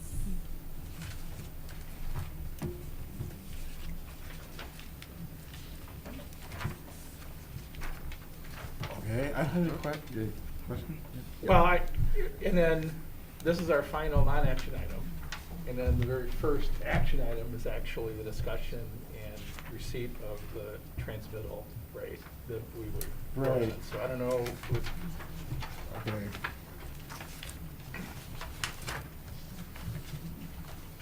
Okay. And Olivia, I don't know if I have any questions for you. It's pretty clear, you know, and maybe I'll just say, if you don't mind, Chair Johnson, I Go ahead. appreciate the acknowledgement that I think, you know, our intention is to do this right.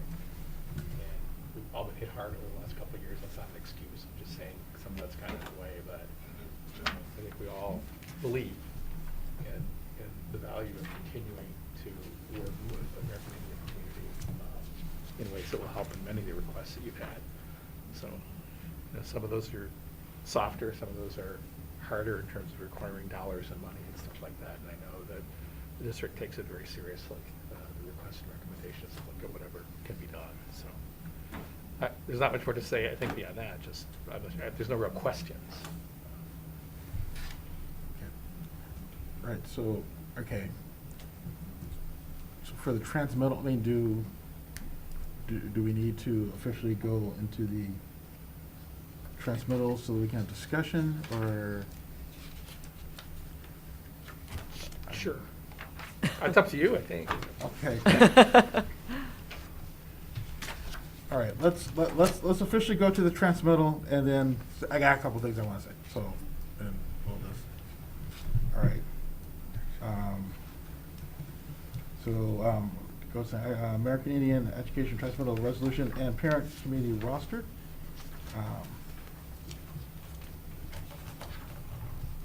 Okay, so, all right, guys, do, Kitty. I move that the board accept the American Indian Educational Transmittal of Resolution and Parent Committee roster. I'll second. Okay. All in favor, say aye. Well. We. Now we Now we. discuss. Oh, okay. Yeah. Motion on the floor. All right, great. Discuss All right. I've been angry with this. So, yeah, you actually kicked this off quite nicely. First of all, thank you for coming. And I've said this before. You need not be a stranger here. You can come. You should feel free to come and talk to us. Any time of the year. All right. You have my information. I can honestly say that we're here to work with you. Okay, and not just for you, not just for your students, because these changes, the changes that you're asking for, the things that you're trying to do, primarily benefit American Indian students, and that's great, and and we want that. But by the same token, it's also helping every other student in Roseville area schools.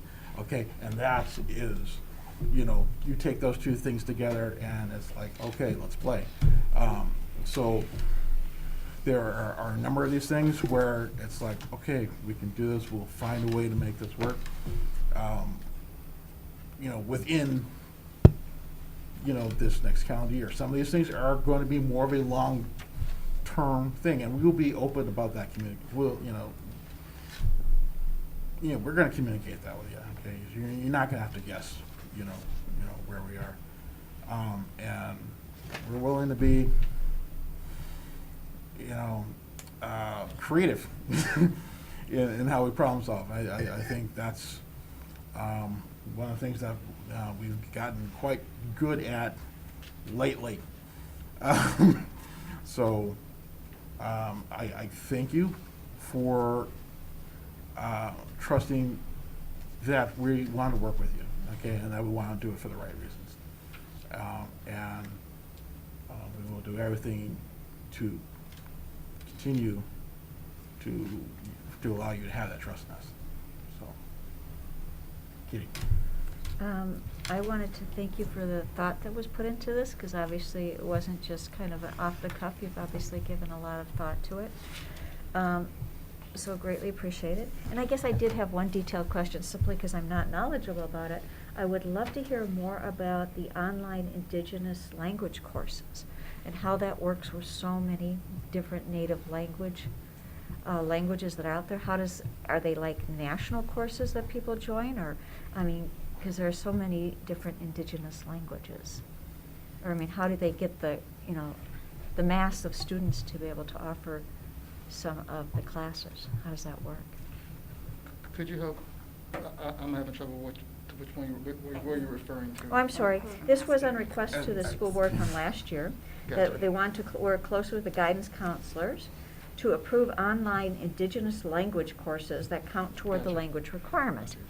Yeah. And it was just a question about how that works. I'm assuming you folks have learned something about that, or we have, since it was a request from last year. I was just wondering how that works in terms of having the critical mass to be able to offer some of the languages when our numbers of students certainly, you can't offer a whole class, but if we, if enough school districts come together to offer this, I'm assuming that works. But I was just wondering what was available. Right. If anybody has any knowledge on that. So last year, whenever we were discussing it, we were thinking strategically of how we were going to connect with our community members.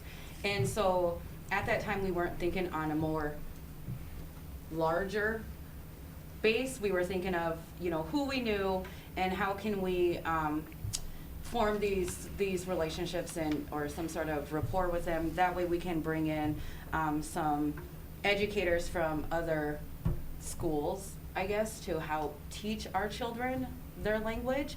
And because of the distance learning and, the creativity behind that, it would have been easier to provide it through whether it was Zoom or whether it was, Teams or, whatever the app is used. So that's what we were thinking about. And I know our previous coordinator, it was more of a discussion that we kind of had with that individual. But, it's something new this year, right? Because we have different people. So that's kind of where we are right now. But there are still resources out there to bring in individuals that we can still connect with. Sir, do you want to come up here? Sure. Seat if you want to come and have a chair. Yeah, Please. You're part of the committee. You want a seat right there? Oh, okay. You obviously wanted to share something. Sure. Individual tribes have language programming as well. So for example, my tribe has a high school approved curriculum that they do online. That could be something that's worked out. Also, the University of Minnesota has Dakota and Ojibwe language programs that students can take for college credit, from the high school. I forget what the name of that program is. The PSU. Yes. And so there's opportunities there to do that as well. The Dakota language is also online, and they've been doing it broadly throughout the region. So there's things to work out, and people are doing it at the different tribes as well. Okay, Dr. Blake? I was just going to add, thank you for that. I interpreted the request or understand it too. How can the school district provide support for individual students who are interested in taking those courses and earning credit? The district wouldn't necessarily need to support the class because of the amount of students taking it, and the partnerships are difficult, but we could somehow financially support an American Indian student choosing a course through PSEO or through a different tribal affiliation. Yes, I think that was the intent when we were discussing it last year, more of an individual basis, not let's try and fill a whole classroom. But then also making sure our students know that it's available and that it will fulfill the requirements for language that they need for their high school credits. It would hit the college credit bearing and the world language requirement both. We would love that. Yep. So, Yeah, well, I just knew from your introductions alone, I mean, you represent a number of different Nations. Native nations, and so I'm sure they have different languages and how it do all that. So thank you. That's very helpful to understand a little bit better.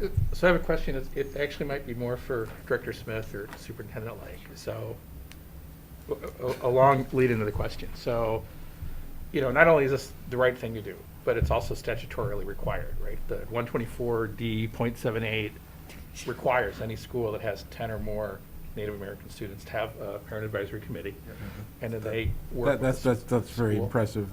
I know, you can name that. That's very impressive.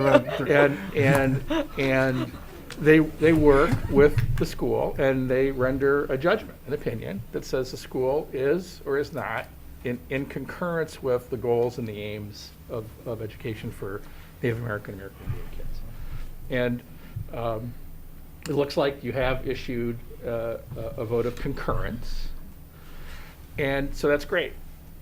That could be done. But at the same time, the statute says, let's say it went the other way. Let's say that the feeling of your group was so strong that we weren't just doing enough. You could have issued a vote of non-concurrence, in which case then legal stuff kicks in.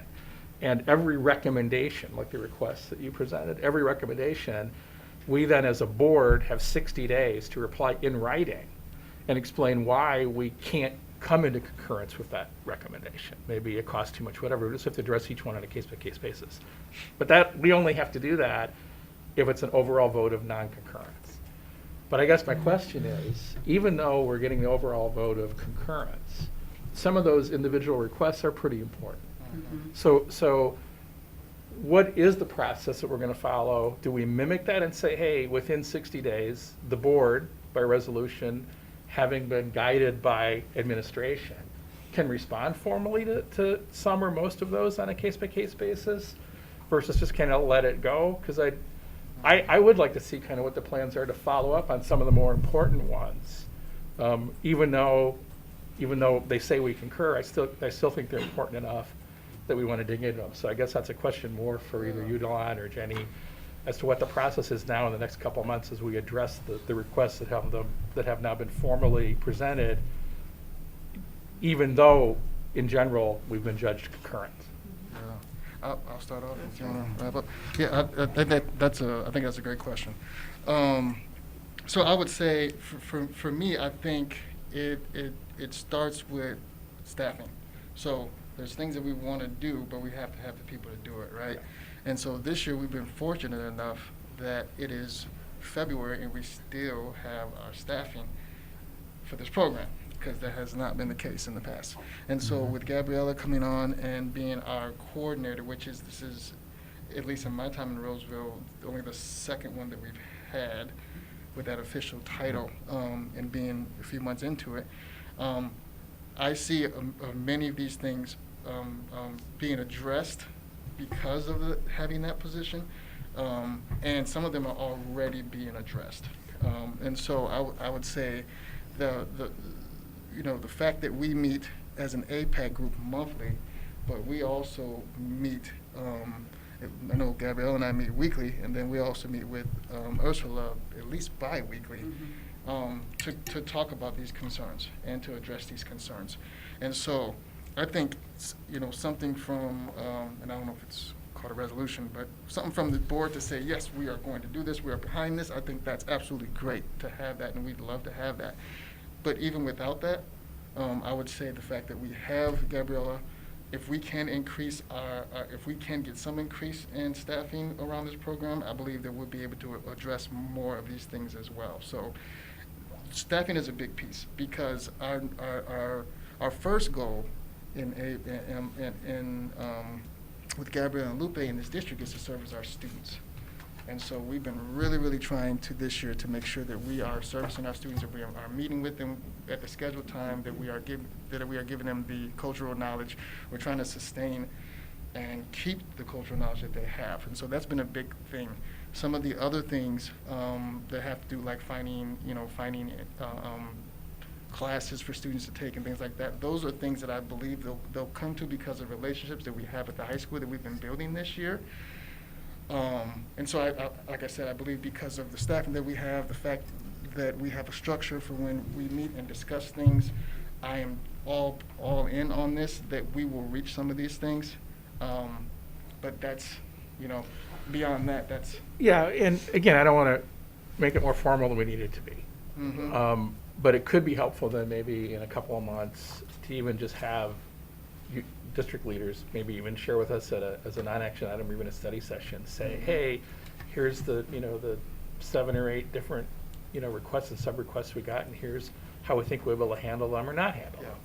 And at least then we could know that, just as a check and balance, to make sure that all of us are going through those and trying to reach as many as we can. And again, there's nothing in the statute that says you have to do it, because if there's some things we don't have the money to do, we don't have the money to do it. There's others we can do it. So it'd be good to hear, though, maybe get a report back in a few months as you guys go through the requests. And so maybe it's not a formal delineation of every one, but maybe some of the key ones in particular, just what we've been able to do, or maybe it's a long-term goal. Maybe it's, we agree with it as a worthy goal. Maybe we can't do it this year, but maybe for the 22-23 year or beyond. It's just something where the planning is on that'd be helpful. Because I don't want just to die because we got the vote of concurrence. Right. And say, oh, okay, we don't have to do anything. Great, all right, thank you. won't. Yeah, exactly. So.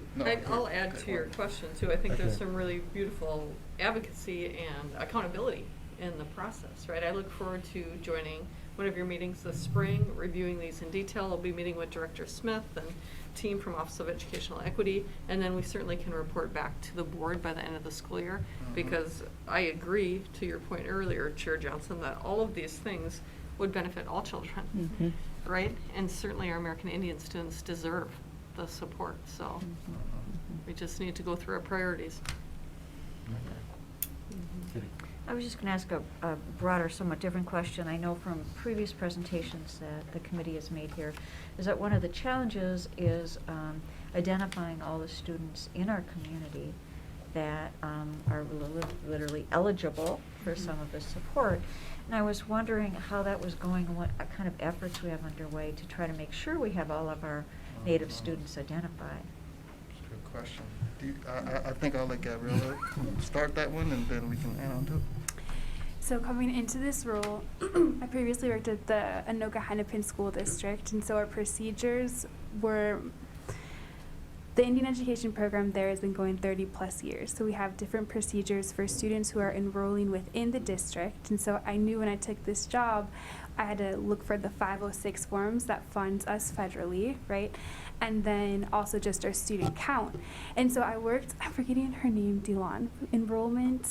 Jane? Jane. Jane. Crossy. Yep. She's been extremely helpful to develop a process so that when students are enrolling and they identify that they are Native American, she follows up with me and then follows up with them to see if they're eligible for that 506 form. So that means that the student is enrolled, that the parent or grandparent are enrolled, so they're essentially a direct descendant. And so now we have in place, because of those challenges before, at the enrollment level. And then I'm finding students, when they're getting called into group, come up to Lupe or myself and say, hey, I have a classmate, can you give me a piece of paper or something where I can take home and give to them or bring back to class? And then I'm getting calls from teachers. So I think the more that we're getting in the schools, which we're having greater success this year, more students are self-identifying, right? So I think as we're getting into schools, it's kind of taking place just by word of mouth. Mm-hmm. Thank And you. I'll add to that too, that I think Gabriella's been doing a great job of getting these forms. So when we first, started talking about the SE grant and whatnot, I think we had 11 forms. 11 out of 170 kids, right? Yeah. We're now at 32, which doesn't seem like a big number, but it's actually triple the amount that we had, right? And that's with 170 students. So there are some barriers to that as well. We know that there's some trust that we need to build with our families, and so for them to give us their tribal number is not something that is taken lightly. And so there's been some barriers as far as that goes. And the more that we can show them a sustaining program, the more their kids go home and talk about the stuff that we've been doing with them, the more we'll start to kind of break down those barriers and build that trust. And hopefully we'll have a lot more forms, because with 32, I do my math right, we're missing about 138 students that we could get funding from. Right. And we got almost 9,000 from 32. So if you think about that, we could be at around 40,000, something like that, which would really help with some of the actual other things that we're talking about. So it's really about getting this program going, getting this program off the ground, sustaining it so that families can see it for long term, and then I believe that the trust piece will start to come. And I think having the staff in place to make sure that Mhm. happens is important. This is my third year, I think, on the parent committee. And I have a third grader in the district, and I didn't have a 506 on file for my student, and I didn't know that I didn't, because I didn't know what a 506 was. And then when Gabriella brought all the wealth of knowledge she had with her to our district, I insisted, well, I must have one already, because I remembered filling out the, the census data form? Yeah. And they asked, what tribe is my family affiliated with? But that wasn't the form we needed in order to get funding for the students, and I didn't know that. And so making sure that we have and retain knowledgeable staff so that we can get the money and we can have the programming. And I think this is the first year my third grader has met our coordinator at her school. And she's in third grade. And my daughter and my son love the lessons. They love it. They bring it home. They're so excited.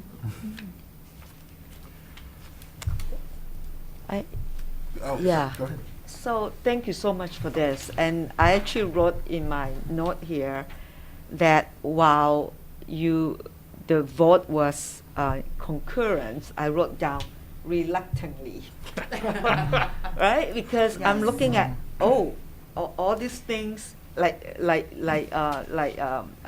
Mike said, we are obliged to do this. And so I'm glad that we had this conversation about how staff is helping. So I think I was just thinking out loud about how do we have the progress of all these things be, I don't know, visually, I'm just thinking out loud here, kind of like almost a little dashboard of some sort, so that we can say, like every 3 months we can say this is in progress, this is something that we are putting in the back burner for now because we are focusing on this. because that will really help, like, you know, when you report back, we could actually see, and especially for the community, actually for your community and for all of us to say, yeah, these are the things that are in progress, right? And so every year we could actually say the 11 to 33, what about next year? Imagine keeping track of that. That is progress to celebrate. Yeah. But as for right now, I put down reluctant because I go, yeah, we got some work to do here. so I'm glad to hear about the staffing and how Gabriel, thank you for being with us to really spearhead this effort, to lead us, right? To lead us with your knowledge. So thank you for presenting this and being honest with us. Yeah. That we got to be accountable for some of these things that we say we're going to do. So. Absolutely. Yeah, and I'll, just to add to that, reluctantly is definitely a good word to use. It was over 2 meetings that this was discussed. This vote was discussed. It couldn't come to a consensus on one meeting, so it went to another meeting. And just the conversation, I can tell you, I really appreciate it, because I don't have a vote, right? So I'm just listening. And I don't take a stance of trying to persuade the group one way or the other either. I work for Roseville, but I'm not like, hey, we're doing it. Vote concurrence. Right. That's not my role. But the conversations were really thoughtful conversations that they had. I thought I was going to go one way at first, and then after some conversation with the group, it went another way. And whereas the group has seen that the district is willing to make some progress on this, I would say the I don't know how to say it, the patience or the rope that we have extended out is getting shorter, and really want to see some real some changes happen with our Native students. It's almost like we're on probation, because next year, man. Go ahead. And I just want to thank you guys too, Mike and Ursula, you guys, just for the time and effort and mental energy you put into this. I know it's tough, having started myself decades ago as a parent advocate, and now work my way up to a board seat. I know what it takes, and it's tough, and especially if you've been on a number of years. And I know how hard it is to recruit new parents to come into the committee.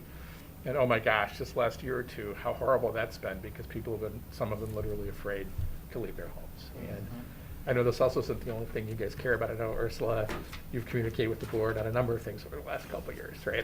You've got a lot of emails, so thank you so much. And it's kind of like with the word getting out with the kids, I think maybe as word gets out with other members of the community, that hey, this is a real place for parents to come and actually openly discuss this and help make it happen. As word starts to get out, then maybe you'll do a better job too of just, enlarging the roster and helping recruit folks to work with you all on this. So I just thank you and commend you for being such an intense part of this over the last couple of years and bringing this to us tonight. So thank you. Thank you, Mike. I just want to add, thank you for that. It is challenging with anything, we do our best to create the momentum, right?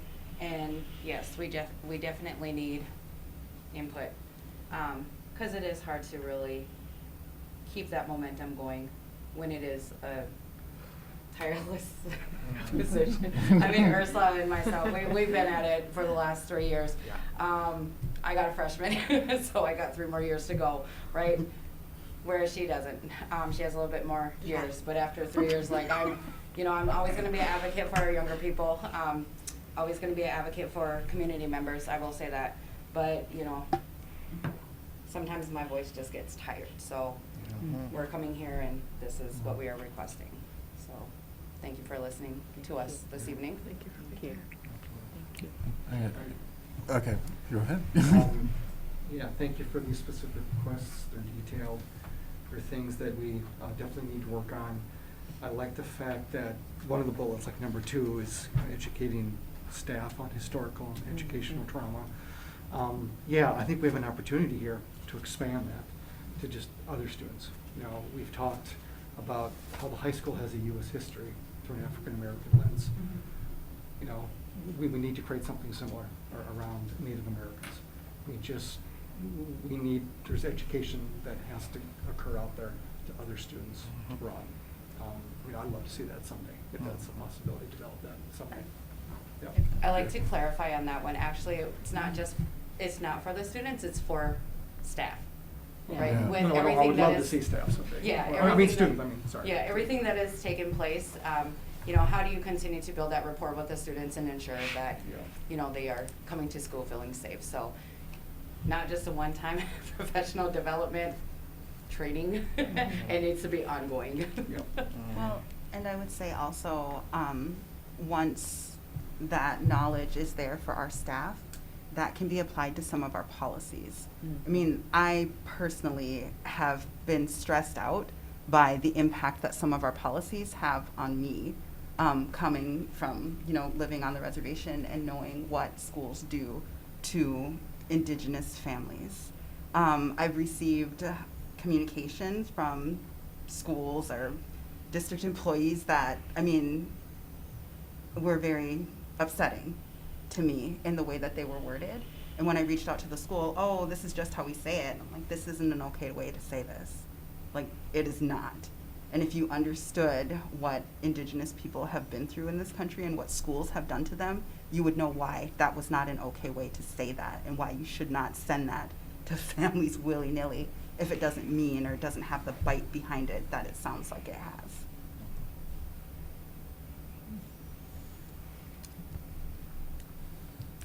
Okay, well, I will just take one last thing. It really has been a pleasure to be the school board rep for your group. I've always appreciated your honesty. Okay, which is actually the only thing I've ever asked. Like, just tell me what you think. And you've done that, and this is a great set of requests, and we're gonna work on these. And you're not. What I can say is that you're not. You know, a year from now, you're not gonna have to wonder where we are on those. Okay, we're going to have. We're going to figure a way to be able to make sure that adequate communication is made, not just to you, which is the most important, okay, but to the board and to our community on what we're doing and what we're not doing, okay? I know the amount of work that you all put in, and I know it's not easy. I know it's never been easy, and especially the last 2 years, it's been crazy. And so, sincerely, I thank you for your efforts, and they're not going in vain. So, thank you for your time. Thank you. Moved and seconded. Yeah, it's been moved and seconded. Thank you. Moved and seconded. All those in favor of accepting the transmittal, say aye. Aye. Those opposed, nay. All right. Could I Yolanda, ask a you quick used to- question? yeah. Yes. So I know that we gave you the resolutions without our signatures on them. Just don't understand, don't know when that happens. Do we just do it with you real quick? Yeah. Okay. Yeah. All right. Yeah, you can do it right now. Okay, perfect. Because I think one requires the APAC chairperson. Yep, yep, so she's gonna. And then she'll track down Okay. Yeah, then we'll, Curtis. one of us will sign. Okay, perfect. Thank you. Thank Okay, you. thank you. Thank you. Thanks for coming.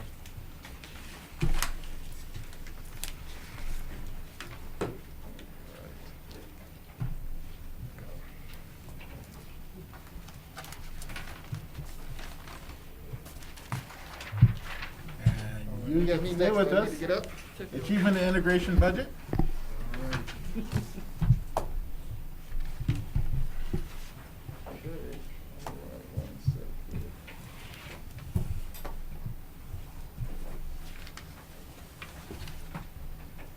All right, so allow me to reintroduce myself. Oh, you gonna let me do it? Okay. All right. So yeah, I'm here again. But this time I'm presenting on the achievement and integration budget. And so, we'll just get into it, I guess. So, where am I gonna start? So achievement integration dollars. They're giving the schools percentage of enrollment of protected students is more than 20 percentage points above the percentage of enrollment of protected students in the entire district for the grade level served by that school. Excuse me. Achieving integration dollars are also given to districts whose percentage of enrollment of protected students is more than 20 percentage points above the percentage of enrollment of protected students in at least one of its adjoining districts. And so those are the two ways that you can get this fund. And then these districts who meet this are considered racially identifiable. So Roseville is a racially identifiable district along with 3 of our schools. And we'll talk about them further, but Harambe, Central Park, and Edgerton. Achieving integration is a 3-year plan, but the budget must be approved by NDE and the board every year. In this presentation, we'll look at the current year's budget, we'll look at the estimated budget for next year, and then progress that has been made on our 3-year plan. So I'll report out about those things. So this first one is the current year budget, that $1.7 million that we are operating off of this year with the budget. It's broken down into 3 categories of direct student services, professional development, and administrative services, and you see the required percentages on each of those. So we can't spend more than 20% of it on AD or 10% on administrative costs, and we can spend whatever we want on direct student services as long as it's over 80%. So you'll see the different budget amounts for this year's budget and the percentages of that budget for those 3 different categories. So the next year's, we get just recently got an estimate from the state on what we could apply for next year. Now, this isn't necessarily what we would get, but this is the maximum amount that we can apply for. And so this is what that looks like with things kind of moved around. So this is the estimate, about $1.8 million, which is it's about a $68 million, $1,000 increase. If we got that, it would be a $68,000 increase from this year. And you can see the slight change in the budget amounts and slight changes in the percentages. I believe the percentage for student services, I think it went up a little bit because in my mind, all of those funds will go there. And then professional development and administrative services have gone down a little bit. The amounts have not necessarily gone down, but the percentages, if that makes sense. So that's what's estimated for next school year. Then, I should probably stick to my script here. And just to really help you understand what is in our budget, for direct student services, we have, what we have for those are cultural liaisons, AmeriCorps. We have services at Harambe, which include supporting the art teacher with funds, books for a book study, and transportation. We have funds at Edgerton, which support coding specialists, and also transportation. And at Central Park, there's a Spark specialist that is supported through this grant, and transportation as well. Also, Minnesota Equity Alliance, which is the organization, as a racially identifiable school, we need to be connected with an organization. And so that's Minnesota Equity Alliance. AVIT, there's some AVIT costs in here, mostly positions. DLI, dual language immersion costs in here. And then some of my position is in there as well, all under direct student services. When we look at professional development, AVIT, there's some training costs around AVIT that are in there, and then some costs around DLI. And then when we look at administrative services, a big chunk of that is my position again. And then some oversight costs are in there under administrative costs. So just to give you an idea of what's in the plan for each of those. All right, so the following goals were approved by the board. As part of the plan is we're just going to go over those approved things and give you a little bit of update on some of those goals.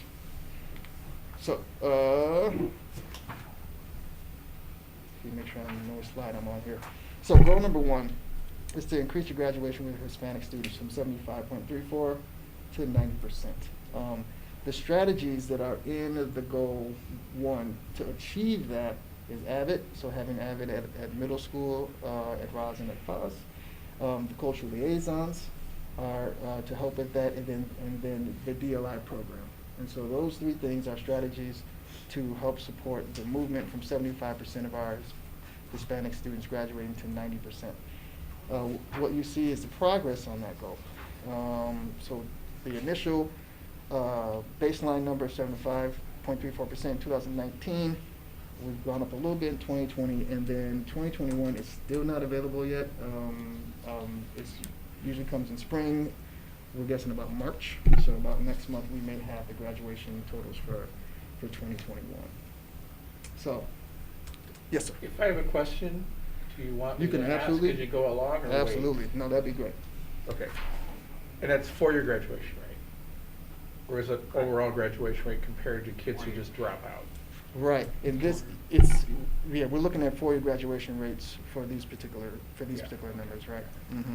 And I guess then the question is it, if we're successful in helping kids stay in school Mm-hmm. versus drop out, but in so doing, if they take a fifth year, for example, then it's still a success, even though it hurts the 4-year graduation rate number because Mhm. they just disappear if they're a dropout, whereas actually Right. if we retain them. So, and I don't know, and maybe it's like one kid and it doesn't matter. I'm just curious as to, is there a way to show that too? Yeah, And I don't know if it's even enough of a Yeah, that's a reality. good question. We do Yep, see we those, can. right? The 4, 5, 6-year graduation rates? Yep, even up to 7 years that we Wow. can see looking out. But Okay. the standard is a 4-year rate. Yeah, I know that, Yeah. but in the real world, so it could be helpful just to see that. Maybe it doesn't mean change Yeah. the goal, but Gotcha. it's just so even if we're only slowly trying to hit the 90% target, if we've got success in other areas, Mhm. even in beyond 4-year graduation rate, that could be good to know. Yeah. And the 90% aligns with the state requirement as well. So Wow. 90% 4 years. Yeah, and I have a goal by next year I'll be a millionaire, so we'll see how that works out. Yeah. Well, and that's why maybe a general question. I know we've talked about this before. It's not. I don't want an answer tonight because it's not for tonight. But Yeah. we have these goals that are not just stretch goals. They're like super stretch goals, given the reality of where we start. Right. I don't know.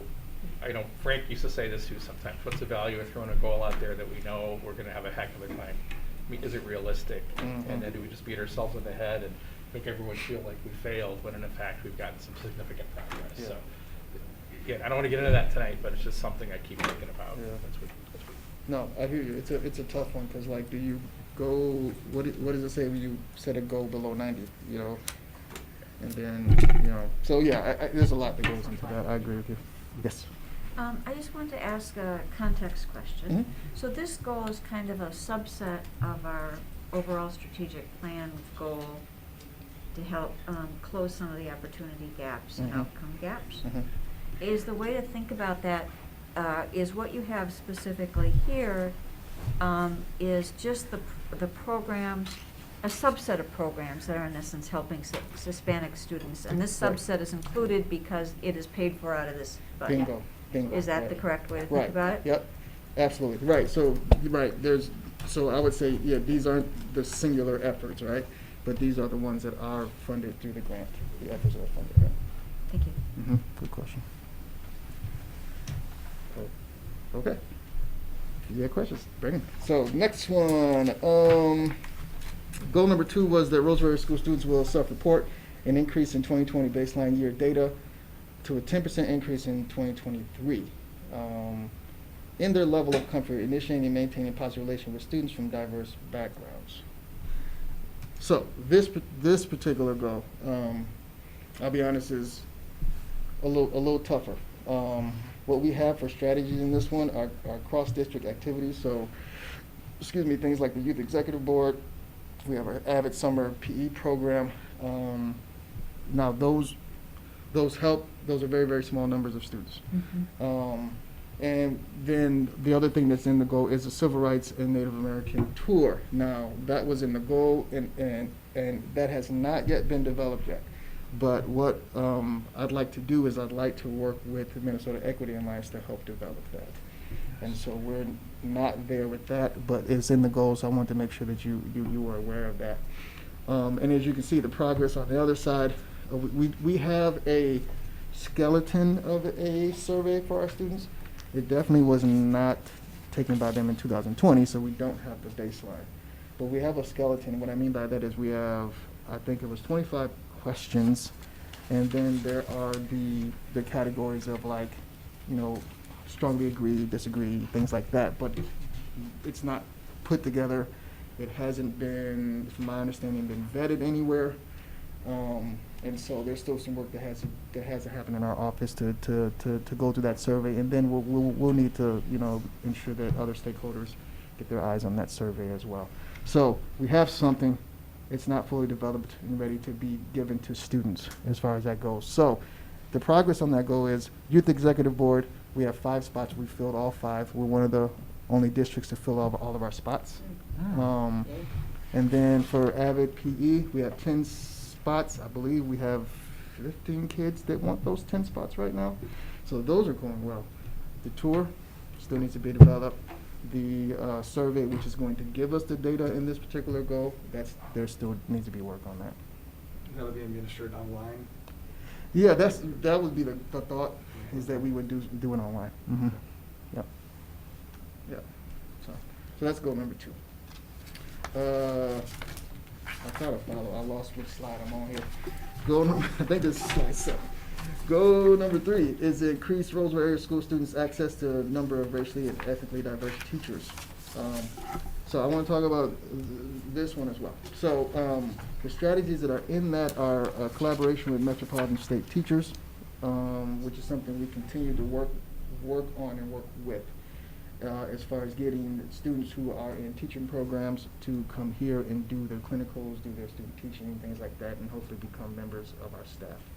We have focus group, which I believe you all know about, and then it said Minnesota Humanities Center. Now, what it had in there for the Minnesota Humanities Center was for them to help, like, co-develop PD with us. We have gone away from that, and so if you think about it, it was Dr. Favor was kind of over that piece. And then he kind of brought on Minnesota Humanities Center to help with some planning. We now have an office of educational equity that does this stuff, and so we are still. I am still in contact with Humanities Center of ways that we can work together, but we haven't gotten to what that is yet. And so like I said, those are the things in the goal. What I have put is progress, because we are still at 11% teachers of color. What's in the progress are the other efforts that are happening throughout the district. I want you to be aware of those, even though those are not supported by the funds in this grant. I want you to know there are still efforts to try to make this happen. So, and that would be, we recently hired a recruitment and retention specialist in our district to help with the recruitment and retention of BIPOC staff. And we've recently received 2 teacher grants, the TNTP. Please, I'm asking what that means. I can't remember, but I know what it's for. The New Teacher Project. Thank you. All right, so the New Teacher Project. I knew it would come up. Okay, so which has to do with helping aspiring teachers become teachers. Yeah. It's an alternative teacher provider. Right, it's an alternative teacher program, and I believe there's definitely requirements as far as, like, degrees and things like that. But it helps teachers become teachers, or aspiring teachers become teachers. Come Teach in Minnesota is another grant, which is actually that we received in December, which gives bonuses and hiring bonuses and retention bonuses to staff of teachers of color who come from out of state to teach in Minnesota. So you cannot have a Minnesota teaching license. You have to have a teaching license, but it has to be from another state. We encourage you to leave, to come to Minnesota. You can get a bonus for doing that. When you come to Minnesota, you come with a Tier 2 license, no matter what you had in your previous state, and you have to get your Tier 3 license, and once you get that, you get a retention bonus. And that ranges anywhere from 2,500 just for just for teaching, or 5,000 in your 4,000 if you teach in an area of high need. And I don't mean like an area of the state. I mean like a subject where we don't have a lot of great candidates in. And then if you stay on, you get that same 2,500 for getting your tier 3 or 4,000 if you're teaching in that harder to fill area. So that's what those grants are. So like I said, I wanted to point those out because I believe that this is a very, very important goal that we reach, and yet the funds from this particular grant have not really moved that, and these are goals that we are working on in addition to that. So, Yeah. I have an overall question that relates to the goals of a particular perspective, and there's some more stuff in detail I'm going to share at the board reports at the end of the meeting, but in my role as our rep on the board of Equity Alliance Minnesota, I know that Sebastian Witherspoon, the executive director, is meeting with folks who just met with you. Yep. I'm going to ask a question that can't be answered now, but the question is there a way to maybe rethink how we use Equity Alliance to help with any of this stuff? And so I was very happy to hear what I think is an innovative idea of using them to help with a tour once it gets going. Because, again, I'll share this later with the board, but, I met with them last week for like a couple hours. I'm going again later this week to help with some planning sessions for them, because they're trying to rethink what really their services should be as they go forward. Yeah. Because I think, like you said, like the YUB kids, it's 15 or 16 or something from the district, and it's like with the Minnesota Humanities Center. Roseville is so far along that the stuff that we would have relied on a collaboration like Equity Alliance for in the past, we don't need to anymore. We can do it as efficiently ourselves, and that's been part of the struggle with Equity Alliance as they lost the schools all those years ago, and the fund balance they had has been declining, right? And the hope had been, under like Kitty's great leadership there, develop a business model where you sell their services. It's not matching. And I think it's gone from probably worrisome to precarious, just in terms of their financial outlook, if they can't figure out a way to engage with districts in ways that are more meaningful and value adding, even if it's different than what they've done in the past. So I would just, if there's things you can think about, because we're already flirting right around our policy has been at 3% for many years, 3% fund balance. There's just been like 3 to 6 months worth of operating funds, and we're like right there right now, because it's just kept going down and down. And maybe there's co-grant opportunities. We on the board have been hitting them hard on grants. Go for grants, do something. Maybe there's something that they could do with you guys where as a partnership there's a greater success at getting some of that money to do something creative. So just keep it in mind, because it's tough there right now with where they're going to go and where they're heading. And they've been hit, as I'm sure we've all seen, again, not specific to you guys here, Talon, but the fear that's out there now of many school districts. There are engagements they've had that have been canceled. There are people that basically aren't returning calls because many school districts are totally fearful of community reaction in their communities about saying they're working with an equity group right now, as sad as that is. And so they've been hit by that really hard. So anyway. No, absolutely. And we did recently meet with Sebastian. I think, I think we both, us and Equity Alliance, kind of realized where we're at in this partnership. Like you said, we kind of, we're fortunate to be in the position that we're in Roseville.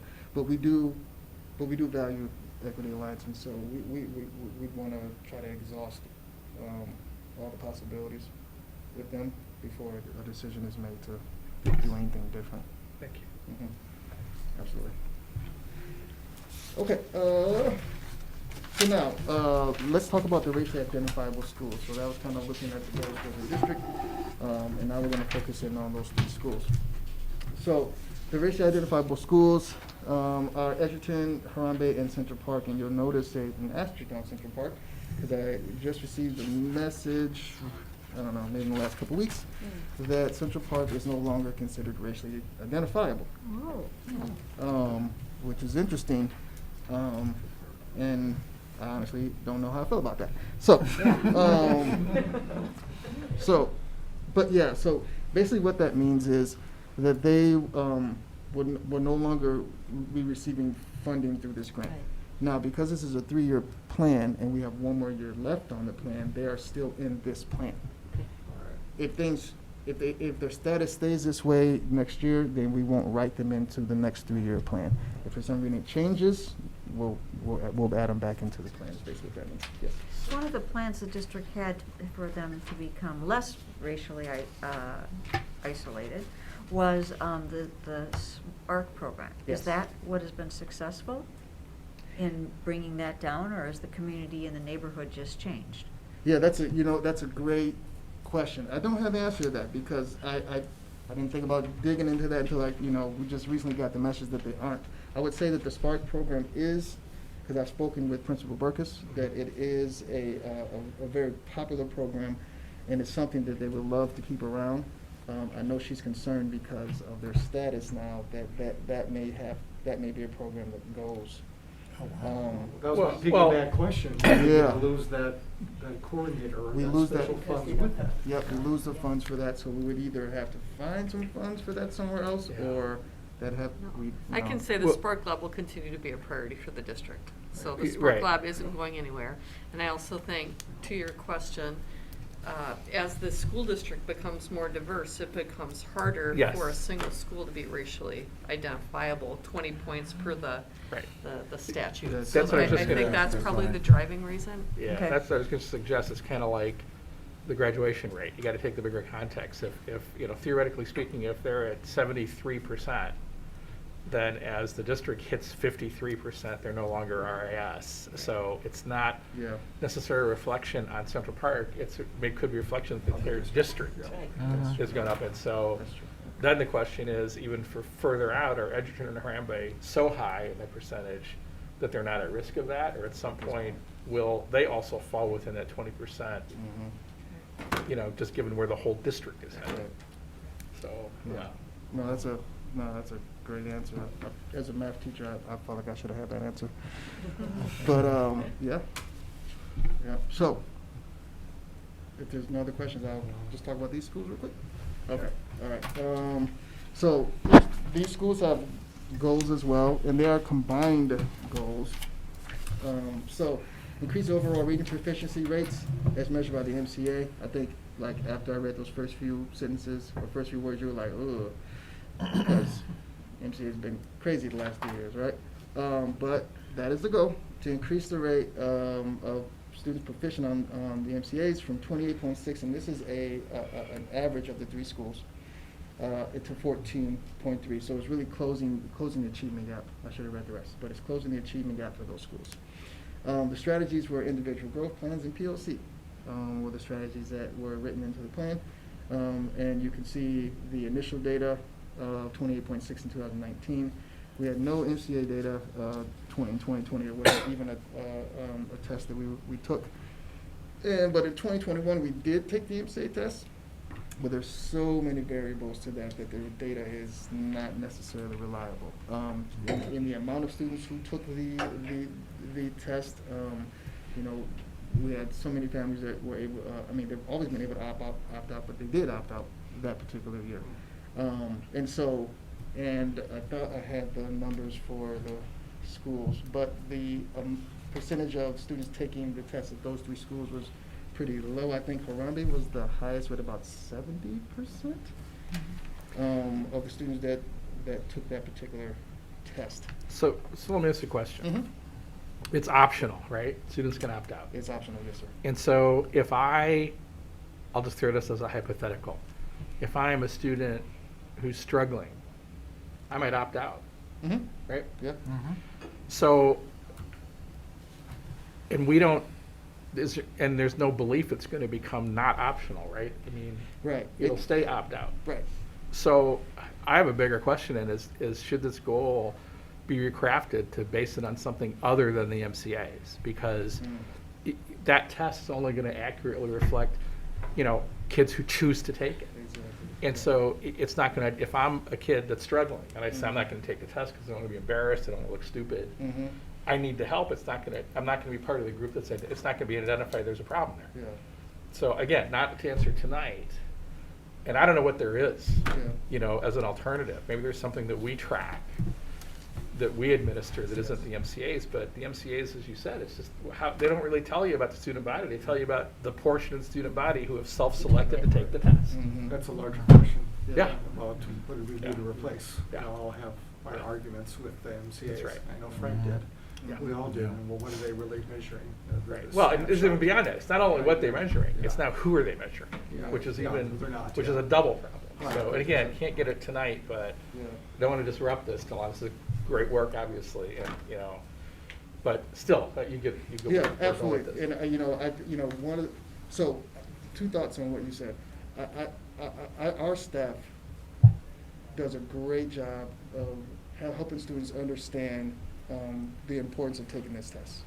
And so we have a lot of students that take this simply because the teacher has done a real good job of setting them up for success for the test. The other thing I think of that is going to help is that this test is an in-person test. And who wanted to come in person to take this test? You know, we really worked hard to try to get distance learning families to come in. We had a couple of dates at, I think it was Rams, where they could come in and take tests, but, you know, the number of people who came in, it just wasn't, you know, where we would like to be. So, you know, the hope is, and I don't know if it's this year, but the hope is that once we move further and further, well, we won't move away from COVID, but once we learn more, do better, and it's safer to be in person, that, you know, we'll get some of those back. COVID really provided an out. Yes, For not just it people who are did. struggling, but a huge out. Yeah, yeah, absolutely. And it gave us it allowed us to think differently, and I think we should stay on that track too, as well. So that's that. Go to two more goals, and then I'll be done. So reduce the racial and economic enrollment disparities at Central Park, Edgerton, Harambe, and increase enrollment of white students from 18% to 23%. I'm gonna try not to get on my soapbox on this one. So our strategies are Harambe Cross District Integration Program, and that's just working with our the other districts in our plan, which would be Inver Grove Heights, Wyver Lake, and Stillwater, and doing some programming, cross district programming, and then highlighting the specialized programs. So the Spark at Central Park, and the coding at Edgerton, and the environmental science, culturals, and art at Harambe. And so those were the strategies. As you can see, we're actually, the enrollment is actually going down for that as far as the percentage of white students at these particular schools. So 18%, and it's steadily, slightly going down to a 17.3%. And this is once again because it's all three schools. It's an average of the amount of white students at these schools. So you can see that it's decreasing there. And then last goal is to increase. Wait. Yes. So. Go back. Yes. Just remind me, we know of the phenomenon of certain individual schools becoming like the minority school. Mm. And so this goal is to prevent that, right? It's like we don't want this to be like an all minority school. We want it to have at least enough that we can say it's kind of integrated. Yeah. Because absent that, you know, I guess my question is, do we even, because it seems, it's a counter like the RIS thing too, right? Because if we did really well at this, then it could knock it out of the RIS category, and then in the end that's worse than if it stays maybe in an RIS category, so. Absolutely. And the thing that concerns me, sorry, I don't. You know, No, go ahead, yeah. The thing that concerns me is the message that it sends, saying that, you know, are we saying that our schools are better off if they have more white students? What are we saying with this particular goal? That the part that concerns me. Yeah. I think Harambe, Central Park, and Edgerton are excellent schools. But you know, that's the goal is the reason why we get this money is because of the population. And the goal is to, I guess, kind of balance things out. So, I mean, if we can get to a level where, you know, and I don't know what that level is, but where we have a good group of students from all ethnic backgrounds working together, that's kind of where we want to be. And maybe that's what this is trying to do. but it's one of my soapbox ones. Is there a way to, and again, not for tonight, not for your term, I don't want to make you guys have heartburn, you know, is there a way to show that Harambe is truly cross-district by looking more at geography where students come from? Or just something to flex it in the future that leads to a recognition that Harambe is serving its purpose as a cross-district kind of magnet school. Right. But not necessarily, because I also, you know, we're, what, 52% students of color today. We're going to be more than that in 5 years. We're It's gonna be a hard- 60%. We're what? 60%. 60%. Oh, wow. Okay. See, where am I? So, you know, pretty soon, you know, there aren't going to be enough, like, white people to go around, for, you know, to, like, fill it out this way, you know. So, does it make even sense to do this?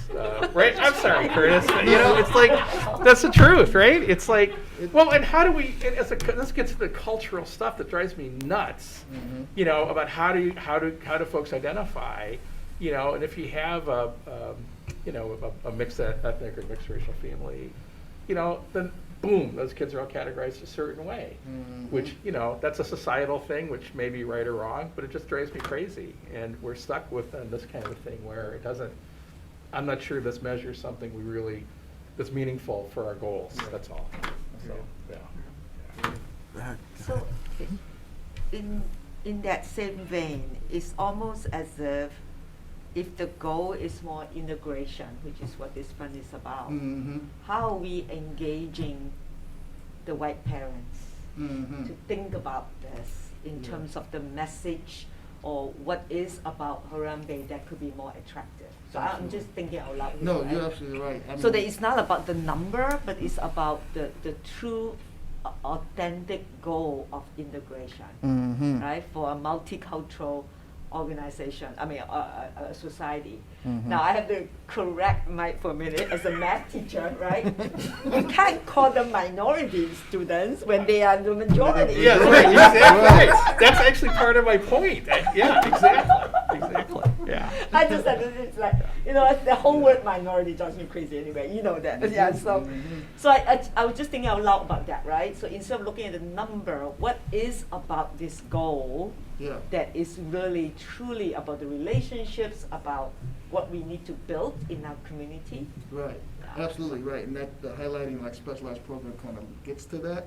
Is we got, you know, we have to get the word out what's happening Well, in and schools. the key one to me is the year-round thing, you know, with no loss of learning through, you know, this long protracted summer months, and get the word out. And the way to do that, obviously, is to find some way to extend a year-round program beyond just the Harambe years up through 8th grade. I got on my soapbox one more time. I think I've heard it. You have a champion somewhere in the world? No, it's interesting. We had a discussion. It was just I don't know how serious it was. It was about like, what if we were a year-round district? Yeah. So we just follow the data. I'm just saying, follow the data. Right, follow the data. Yeah. Okay. Should we Oh my move forward God. that right now? We'd have to add an hour for public comment every An hour? a day. Yeah. So I have another question too. How much of that decline, a slight decline, has to do with the pandemic? Ooh, I think Great question. I like Dr. Lake's answer on the last one. You know, it's the percentage, and I think this answer works, so I'm just going to use it. So, the more students of color we get, the more the percentage of white students population is going to go down, right? And so I think that has something to do with it. As far as the pandemic, I think the biggest thing about the pandemic is the students who left, right? And you know, many of and I don't have the totals, but you know, we lost many students to other programs, and it was because they could, right? It's because they could. And so when we think about that, and I'd be willing to bet, and like I said, I don't have numbers in front of me, that the majority of those students were white students who left our programs. So I think the pandemic had something to do with that as well. And then, goal number 3, last one.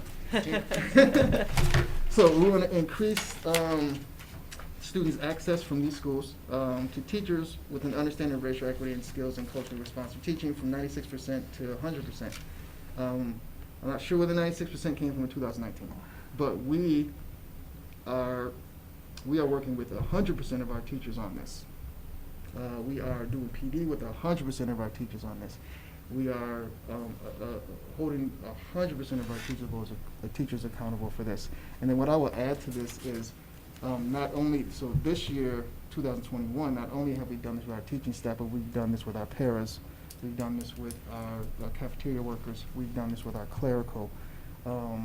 Trying to find ways, if we're going to move, continue to move, or even move at a more expediently pace, we have to get everybody on board. And so that's been, we've given extra PD funds to schools so that they can include their paras and their clericals in the PD that they do at schools. And so that's a really important piece. So that's where we're at with that particular goal. We want every teacher in front of our students at these schools and all of our schools to be culturally responsive teachers.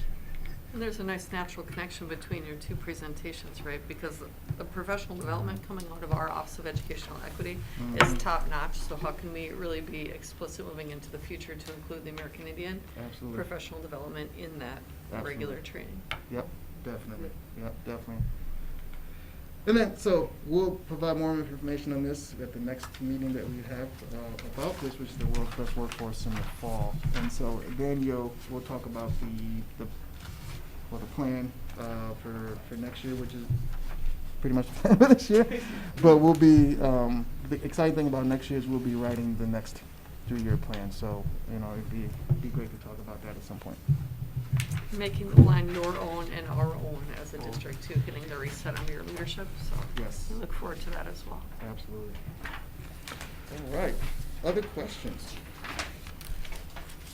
I Go ahead. start this, but I don't know. I have one around the goal around teacher diversity. This one is my area. Yeah. So, I always talk about how while we want to have parity, like we want to aspire to parity or at least increase the number, there's a lot of research to talk about if you were to analyze the data, for example, the seminal research that hopefully you know about how black boys in 3rd grade and if they have one teachers of color really make the difference. I have yet to have someone around in my network who's taking that up to figure that out for us. So I would love that Rose would think about that. Like if you were to analyze where our black boys are at 3rd grade, right? How do we follow them and to make sure, because we have all that data, right? To understand who is teaching them, each one of them, right? Because if we can do that, right, it doesn't mean that we only talk about increasing the number, but we're also talking about making sure that each one of them actually have exposure and be taught by at least one.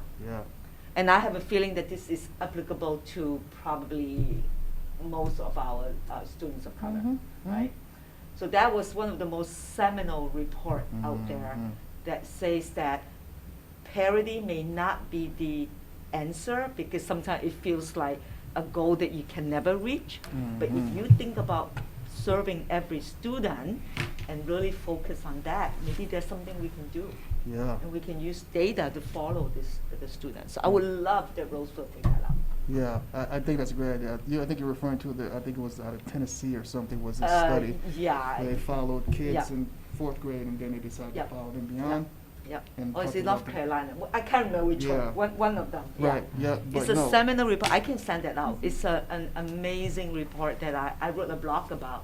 They talk about how, oh my God, how do we rethink this? How do we rethink this in a way that really look at that data and say what can district do to use that, right? Use that data to our advantage and say, wow, if we actually know our students that well, how can we ensure that they will be success? Like we can actually ensure more success as a result. I think that'd be some interesting century data out of that. So I definitely I get very passionate about this, so it's like, oh. Well, because the hidden benefit of that is it's not, a secondary benefit is that, not secondary sub, but secondary addition, is it's not only, I'll use black students, it's not only black students who are benefit from exposure to a black teacher. It's also white students and Romanian students and Asian students who are going to benefit from exposure to a black teacher. It's all kids are going to benefit from exposure to an Asian teacher. It's all kids. So you're right. It's not the numbers. It's not just the numbers. It says there a way legally to hire teachers in at different spots at different grade levels to try and increase that opportunity for exposure and contact time with a teacher who is either like them or not like them. And the key is, in the study I'm referencing, which probably you saw in your study, is before third grade. Yeah. Right. We It's have very that teacher important. before third grade. Yeah. I mean, this research literally looked back at 150,000 students and then looking at who taught them starting before third grade. And they were able to look at the causal relationship literally and say that this group of students, depending on if they have one teacher of color, they have higher rate of going to college. Well, and then maybe that It's says amazing. that it says that if there's a focus on recruitment strategies to legally attract applicants of color, that if you can't spend $1 billion to do it everywhere, maybe you focus on the elementary grades and the younger grades. Yeah, I mean that's what I mean by like how can we be that focused and follow the students, right? Absolutely. And we know our students, follow them, and understand, like really almost make arrangement to make sure that their experience really match what the research is saying. We kind of know this, but literally be intentional about Absolutely. that. Yep.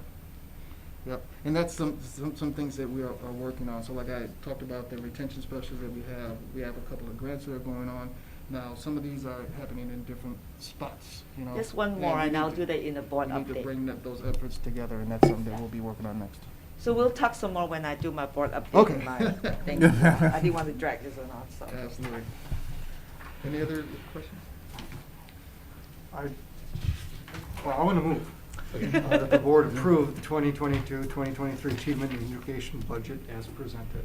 And I'll second with knowing that you are also going to think about some of the innovative ideas we've all talked about in the requests for future. So approve this knowing that it may look very different in a year or two if you guys figure out, different ways to do some stuff as we've discussed. So I'll second it. Okay, all those in favor, say aye. Aye. Those opposed, nay. It passes. Thank you. Thank you, board. so much. Appreciate it. Well, and These this could is, look very different this, after this strategic is, planning too. Well, and this is it. This whole achievement. This is equity. This is where it hits the road right here. This is what we're talking about. This is our mission, our value right here. Absolutely. So I'm sorry we protracted out, but this is what it's all about. Let's be real and meaningful, not just tracking crap numbers because MDE makes us meaningless. And I meant spurious numbers. I didn't mean what I said. Sorry. Absolutely. Thank you. That takes us to the study session report, Director Bogusch. Here we go. So, yes, so as we always do, we report back on what we discussed at our study session in the previous meeting, and we did have 4 areas we talked about. One, and I believe we approved it as part of our consent agenda today, did we not? The partnering to become part of an area learning center with South Washington County Schools that would really allow professional development mingling, PD day mingling of staff from their district and our district.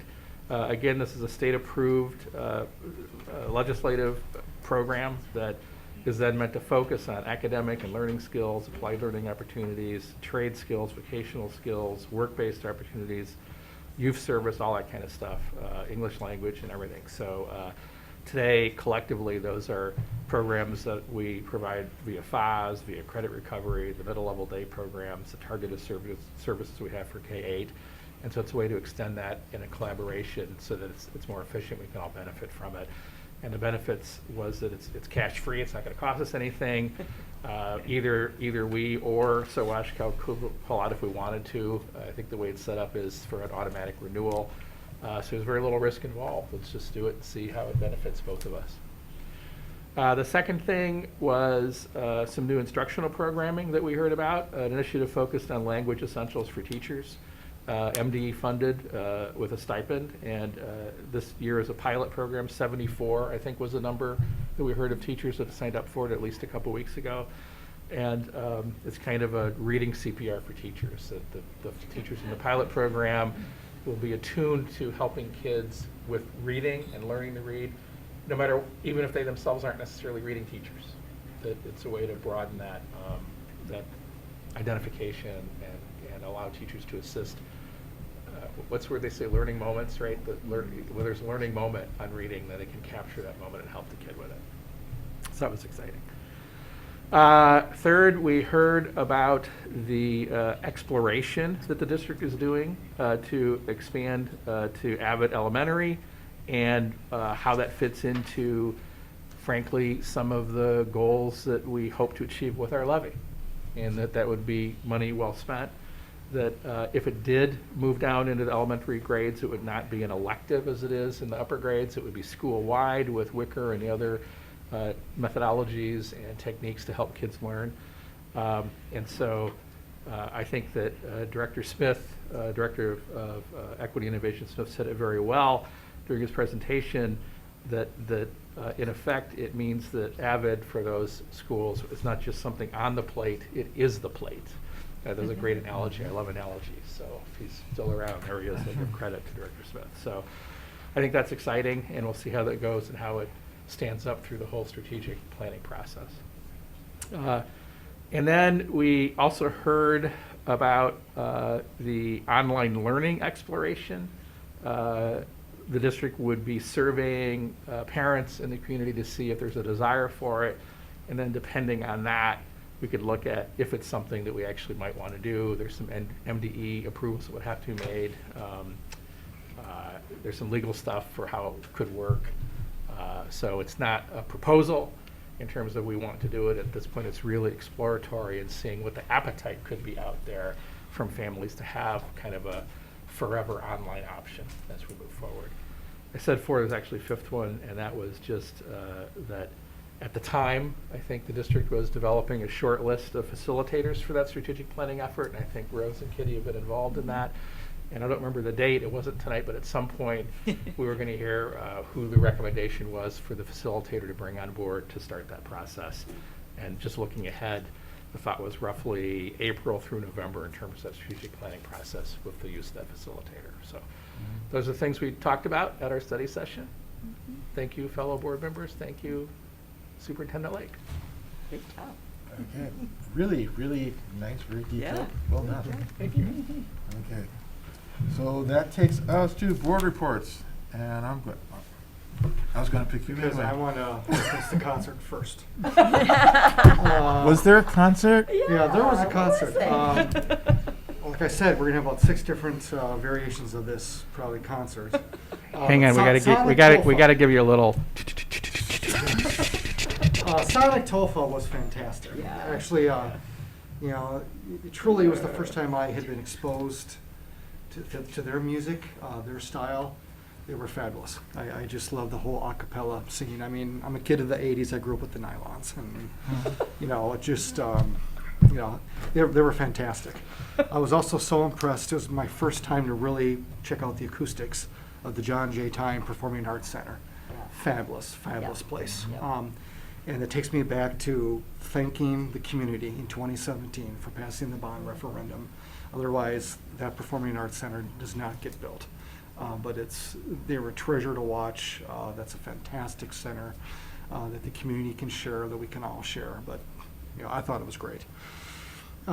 Second quick shout out, a great turnout for the Falcon Families for Equity and Justice Solidarity Walk on a very, very cold day. Just very cold.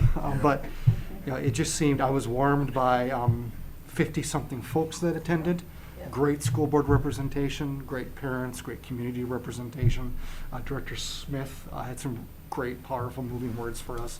There were some other speakers that had some great, powerful messages for us, and I thank everyone involved with that.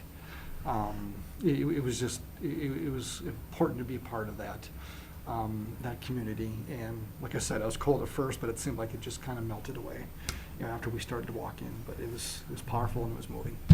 That's it. Okay. Kitty. I can go with me?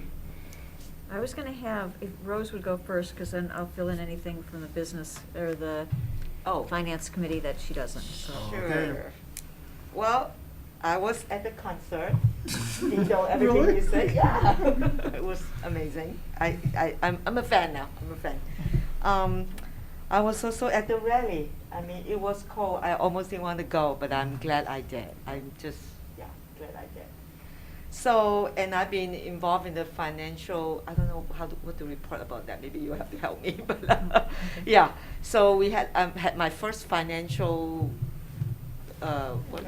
advisory committee, thank you, with other stakeholders that are interested to kind of know what is going on in the district from a financial standpoint. So that was great. So the thing that I want to report on is public now, even though we decided not to blast it out to thousands of people from Pelsby, is because of the teacher strike that might be coming, so we want to respect that. But I will send you the link. It is public information that some of you might know. In the last legislature, the Increased Teachers of Color bill had a provision for a teacher recruitment and marketing campaign. Okay? Well, the LLC that I run, along with 2 other entities, were contracted to do that project. So I will be talking to Dion about that. How can Roseville be more involved? So it's a project that really very very systematically look at what are the barriers, and then what are the messaging that we need to do. And when we wrote that RFP, the response to the RFP, it was very much about, it cannot just be about marketing without looking at, okay, once we get people excited, what are the pathways into the training, and then making sure that they get into the district, and then they are thriving. So it's a whole journey of a teacher from the beginning to them thriving. Because when a teacher thrives, they're going to show up differently to the students who may be future teachers. So that's the way I write about it, kind of the larger vision. So you'll be hearing more about this. We just were able to sign the contract. We took forever to do, but we got it. So hopefully, Roseville will be a part of that in terms of understanding where are the pain points that is preventing people to want to be in teaching. So I wanted to share that. As Dion was talking, I'm going, okay, I'll wait, because that will be a big part of the efforts for your goal, there. Yeah. So yeah, we'll be talking, I'm sure. So that's my report. I think I'm missing something. I'm sure I'm missing something.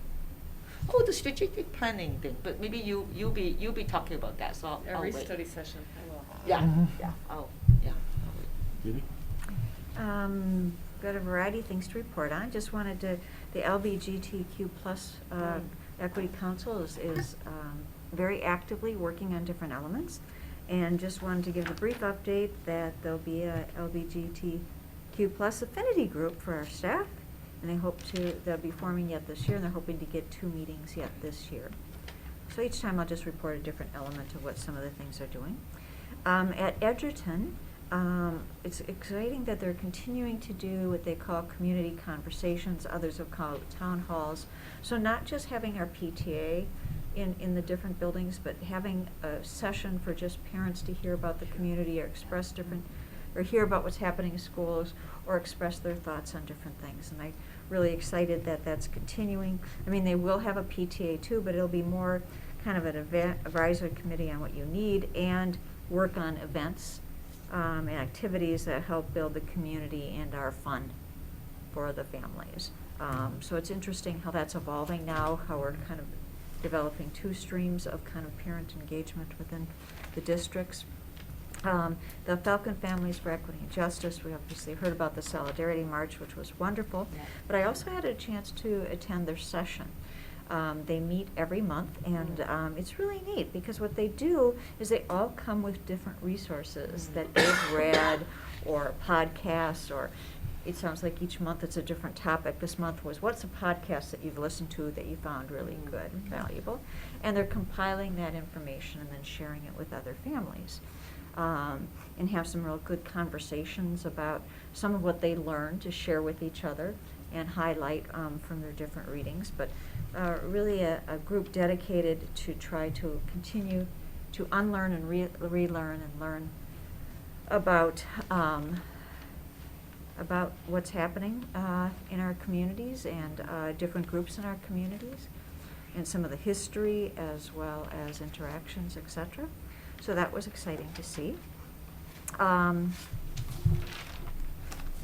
Just a moment, please. I don't want to lose track of all my. Okay. Got to Harambe Fun in the Snow, and I've never been to that event before. And it was impressive. I mean, they had sledding. They had cross-country skis for the kids to use, snowshoes for the kids to use. They had each of the houses kind of divided into 4 houses in their school. Each house had built a snow sculpture, and the kids got to vote on which snow sculpture they liked best. I mean, the kids were so excited. Oh, and of course, can't forget that, they had camp, little fires, and then they also had hot chocolate, donuts. I mean, there were hundreds of people there. I mean, and this was a night where it was not super cold, but it was, it was winter, and it was, probably 0 degrees, probably with wind chill. And there were so many families there. It was so exciting to see, and I thought, what a unique way to get families together and really appreciate what's happening in Minnesota. So that was a first for me. Then, let's see here. Oh, the Finance Committee. I just wanted to mention that the Finance Committee got an opportunity to see a lot of the different, kind of hear about the audit, the budget revisions, the next year's budget planning. But they really asked some insightful questions, and I just thought I'd share a few of the questions just to give you a sampling. For example, when we talked about the enrollment and we're trying to reduce enrollment by 2 students per classroom, and the question was, well, do we have enough space? Because obviously if you have less in a classroom, you need more classrooms. And so I thought, well, that was, just the thinking process that they go through. Or they brought up right away is, finding adequate supply of staffing, and are we increasing our rates to increase our attractiveness, and is that going to be built into the budget?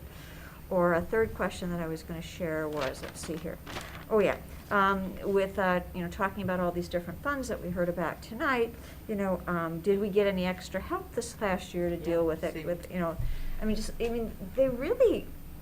Having people from the community that have finance experience in different industries come and be asked questions just really powerful, and I think this is a great committee for us, and I really appreciate the time of community members in doing that. And then the last thing, the strategic planning.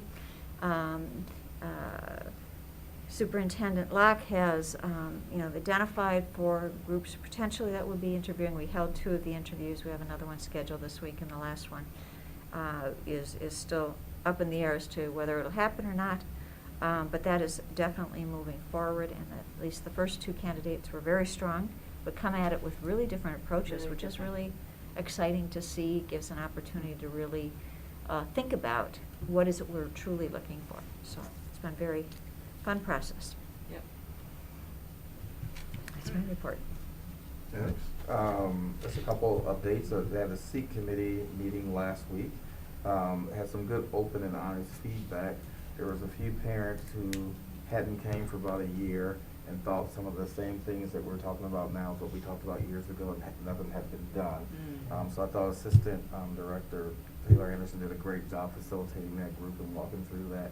And I think the parents that were there have a lot of confidence in our current leadership and what they do, and they make some changes. So hopefully that's more to come there.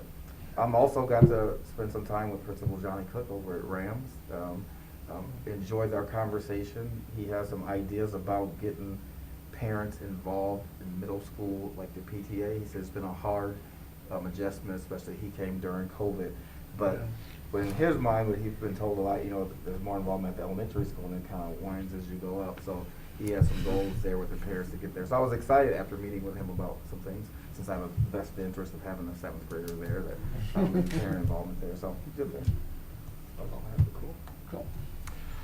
3 things. First one is just a piggyback. I also was able to attend the Harambe winter event, which, as everything Katie said, is absolutely true. It's fantastic to see all those parents, and I think it's just a testament to Nazarene Fineweaver, the principal, who's only been there less than a year, right? Since you abandoned them. That's my job, Mike. All right, okay, all right. No, everything's cool. 'Cause she's great. It's just a testament to, again, I think Rose's ability to attract and get people in slots where they're doing well. She was all over. She was with the kids on the sledding hills and out at the snow sculptures, and out with the parents at the tables with the hot chocolate and everything else. So I think she's doing a great job out there. So it's just really cool. Really fun evening. Second piggyback, the concert, Tonic Solfa. So as we've all said, but I'll say it again more clearly to anybody who's watching this or watching the video on this, if there's anything that would appeal to you at all, go to it at that auditorium just to see what it is. Even if you don't have a kid in high school, go to the next high school play that's there, whether that's this year or next year. Do something. It doesn't have to be a national act like Tonic Solfa, because it's just such a great space. And again, as Todd had said, it's a way just to see what you have given us, our community, what you've presented to us with your generosity a few years ago. And thank you to Curtis, because once again, for 2 years running, he was the MC that kind of introduced everybody at the beginning. He did a wonderful job. So really set the tone. So thank you for doing that again. And then finally, just Equity Alliance, like mentioned earlier, the financial situation it continues to be of great concern. There is a 501c3 foundation that we formed up. Ellen Fahey, who was chair of the board for a number of years, is kind of running that. And even today, I got updates on a couple more grants that they're applying to. But, in the way things work, there's operating revenue, right? And there's like a base. Well, the backpack money had been the base. That's going away. So it might be that grants can replace that, but it's tough to get into a position where you can reliably count on that, because we're going through some real deep cost-benefit analysis now on a program-by-program basis as to what loses money and what gains money in terms of net margin from the revenue that they charge.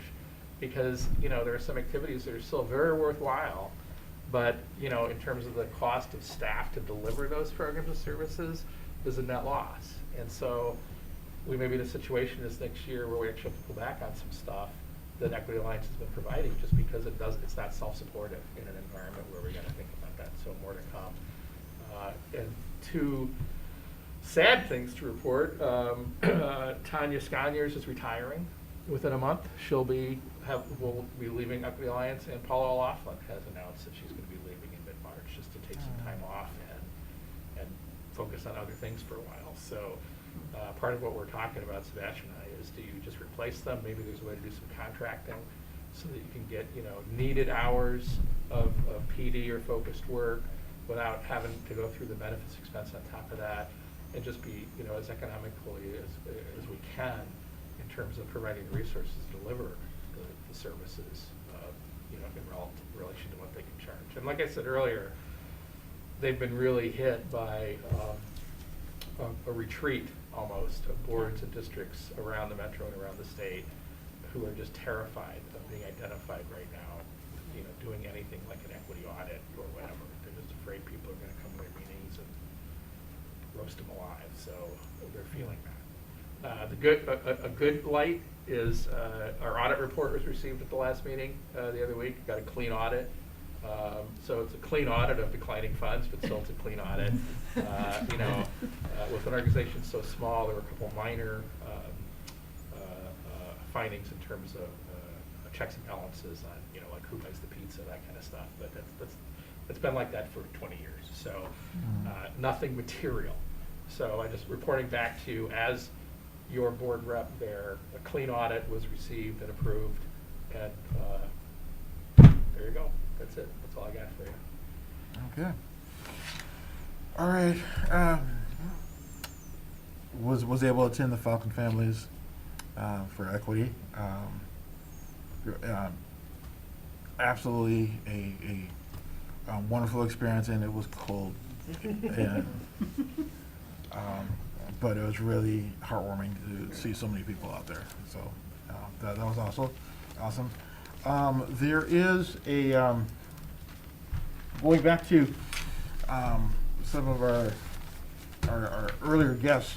The Roseville area schools, I get this right, Native American Education group, they created a winter storytelling series. And so they've had 2 of them already. Okay, so they're traditional stories. They're told over Zoom, so you don't have to leave your house. Okay, so from 7 to 8 o'clock. So the first 2 have already happened. The last one, however, is on the 24th, so this Thursday, from 7 to 8, and we'll see if we can find a way to get the Zoom URL in our mini mint or something. But if you haven't had a chance to do that, you really should, because it's really neat. It's a really cool opportunity, and I'm pretty sure it's a first for us. To have something like this, so hopefully this is the first of many cool things we're going to do. Going to piggyback off something that Dr. Boguszewski was saying. On March 1st, okay, our 4 bands from Roseville Area High School, okay, will be performing. They don't usually all perform together, but they're performing together on this 9th. It's called the All Bands Concert. So the Symphonic, Allegro, Concert, and Varsity Band will all perform at the new John J. Tyne Performing Arts Center. So if you have not had the opportunity to go and check out the amazing acoustics, okay, or if you just want to support, your local musician, you should come on out and hear them. It was, they're going to be great because they're always great. I had the opportunity to attend the concert, not the one you're thinking. It was actually the day before. So it was Cantus and a group, and I'm going to mess up the pronunciation of this name, Duane University, out of Crete, Nebraska. Okay, so they have been on tour and they were in the area, so they called up Roseville, and so Cantus and their choir got together, did some stuff together, and then just did a concert. So Cantus did a couple of their songs. The university choir did a couple of their songs, and then they did a couple songs together, which was really cool. So, music makes the world go round. And so I would be remiss if I didn't mention this other concert that happened. First of all, I'd like to thank Cindy Anderson for allowing me to share the stage with Tonic Sofa. To be more precise, I was actually just on the same stage that Tonic Sofa actually performed on, so we weren't on at the same time. But still, it was a wonderful night of music. They don't disappoint, and they are just like so much fun. And if you have the opportunity to see them, please see them. We have a special relationship with Roseville, with Tonic Sofa, one, because it's their favorite city. Yeah, I know, because they said so. Yeah, that's right. And the other, yes, and so the other one is that Theo Brown is actually a product of Roseville area middle school. So he was here for a couple of years, and then moved on to bigger and better things. So we're claiming 1/4 of Tonic Sofa as ours. So that's all I gotta say. So out to you. Thank you, Chair Johnson. My report this evening, the Minnesota School Boards Association has set February 21st through the 25th as Minnesota School Board Recognition Week to build awareness and understanding of the vital function elected school board members play in our society. Roseville Area Schools is joining other public school districts from across the state to celebrate School Board Recognition Week to honor our local board members for their commitment to Roseville and our students. Strong schools build strong communities, and our school board devotes countless hours to making sure our schools are helping every child learn and have a high-quality experience in our schools. School board members make difficult decisions each and every month and spend many, many hours studying education issues and listening to constituents in order to provide the kind of accountability our citizens expect. Thanks to the hard work of our school board members, our children are preparing for a bright future. Please join me and thank a school board member, not only this week, but long into the future. I'd also like to inform and/or remind our public that the board will be discussing the district's current masking mandate within the COVID health and safety report at the next board meeting on March 8th. We continue to consult and seek guidance with the Minnesota Department of Health, Ramsey County, the regional support team, as well as our local Roadmap to Return Committee, which consists of families, staff from a variety of work groups, the district COVID coordinator, administrators, and board members. Thank you. Thank you. With no further business before us, we stand adjourned.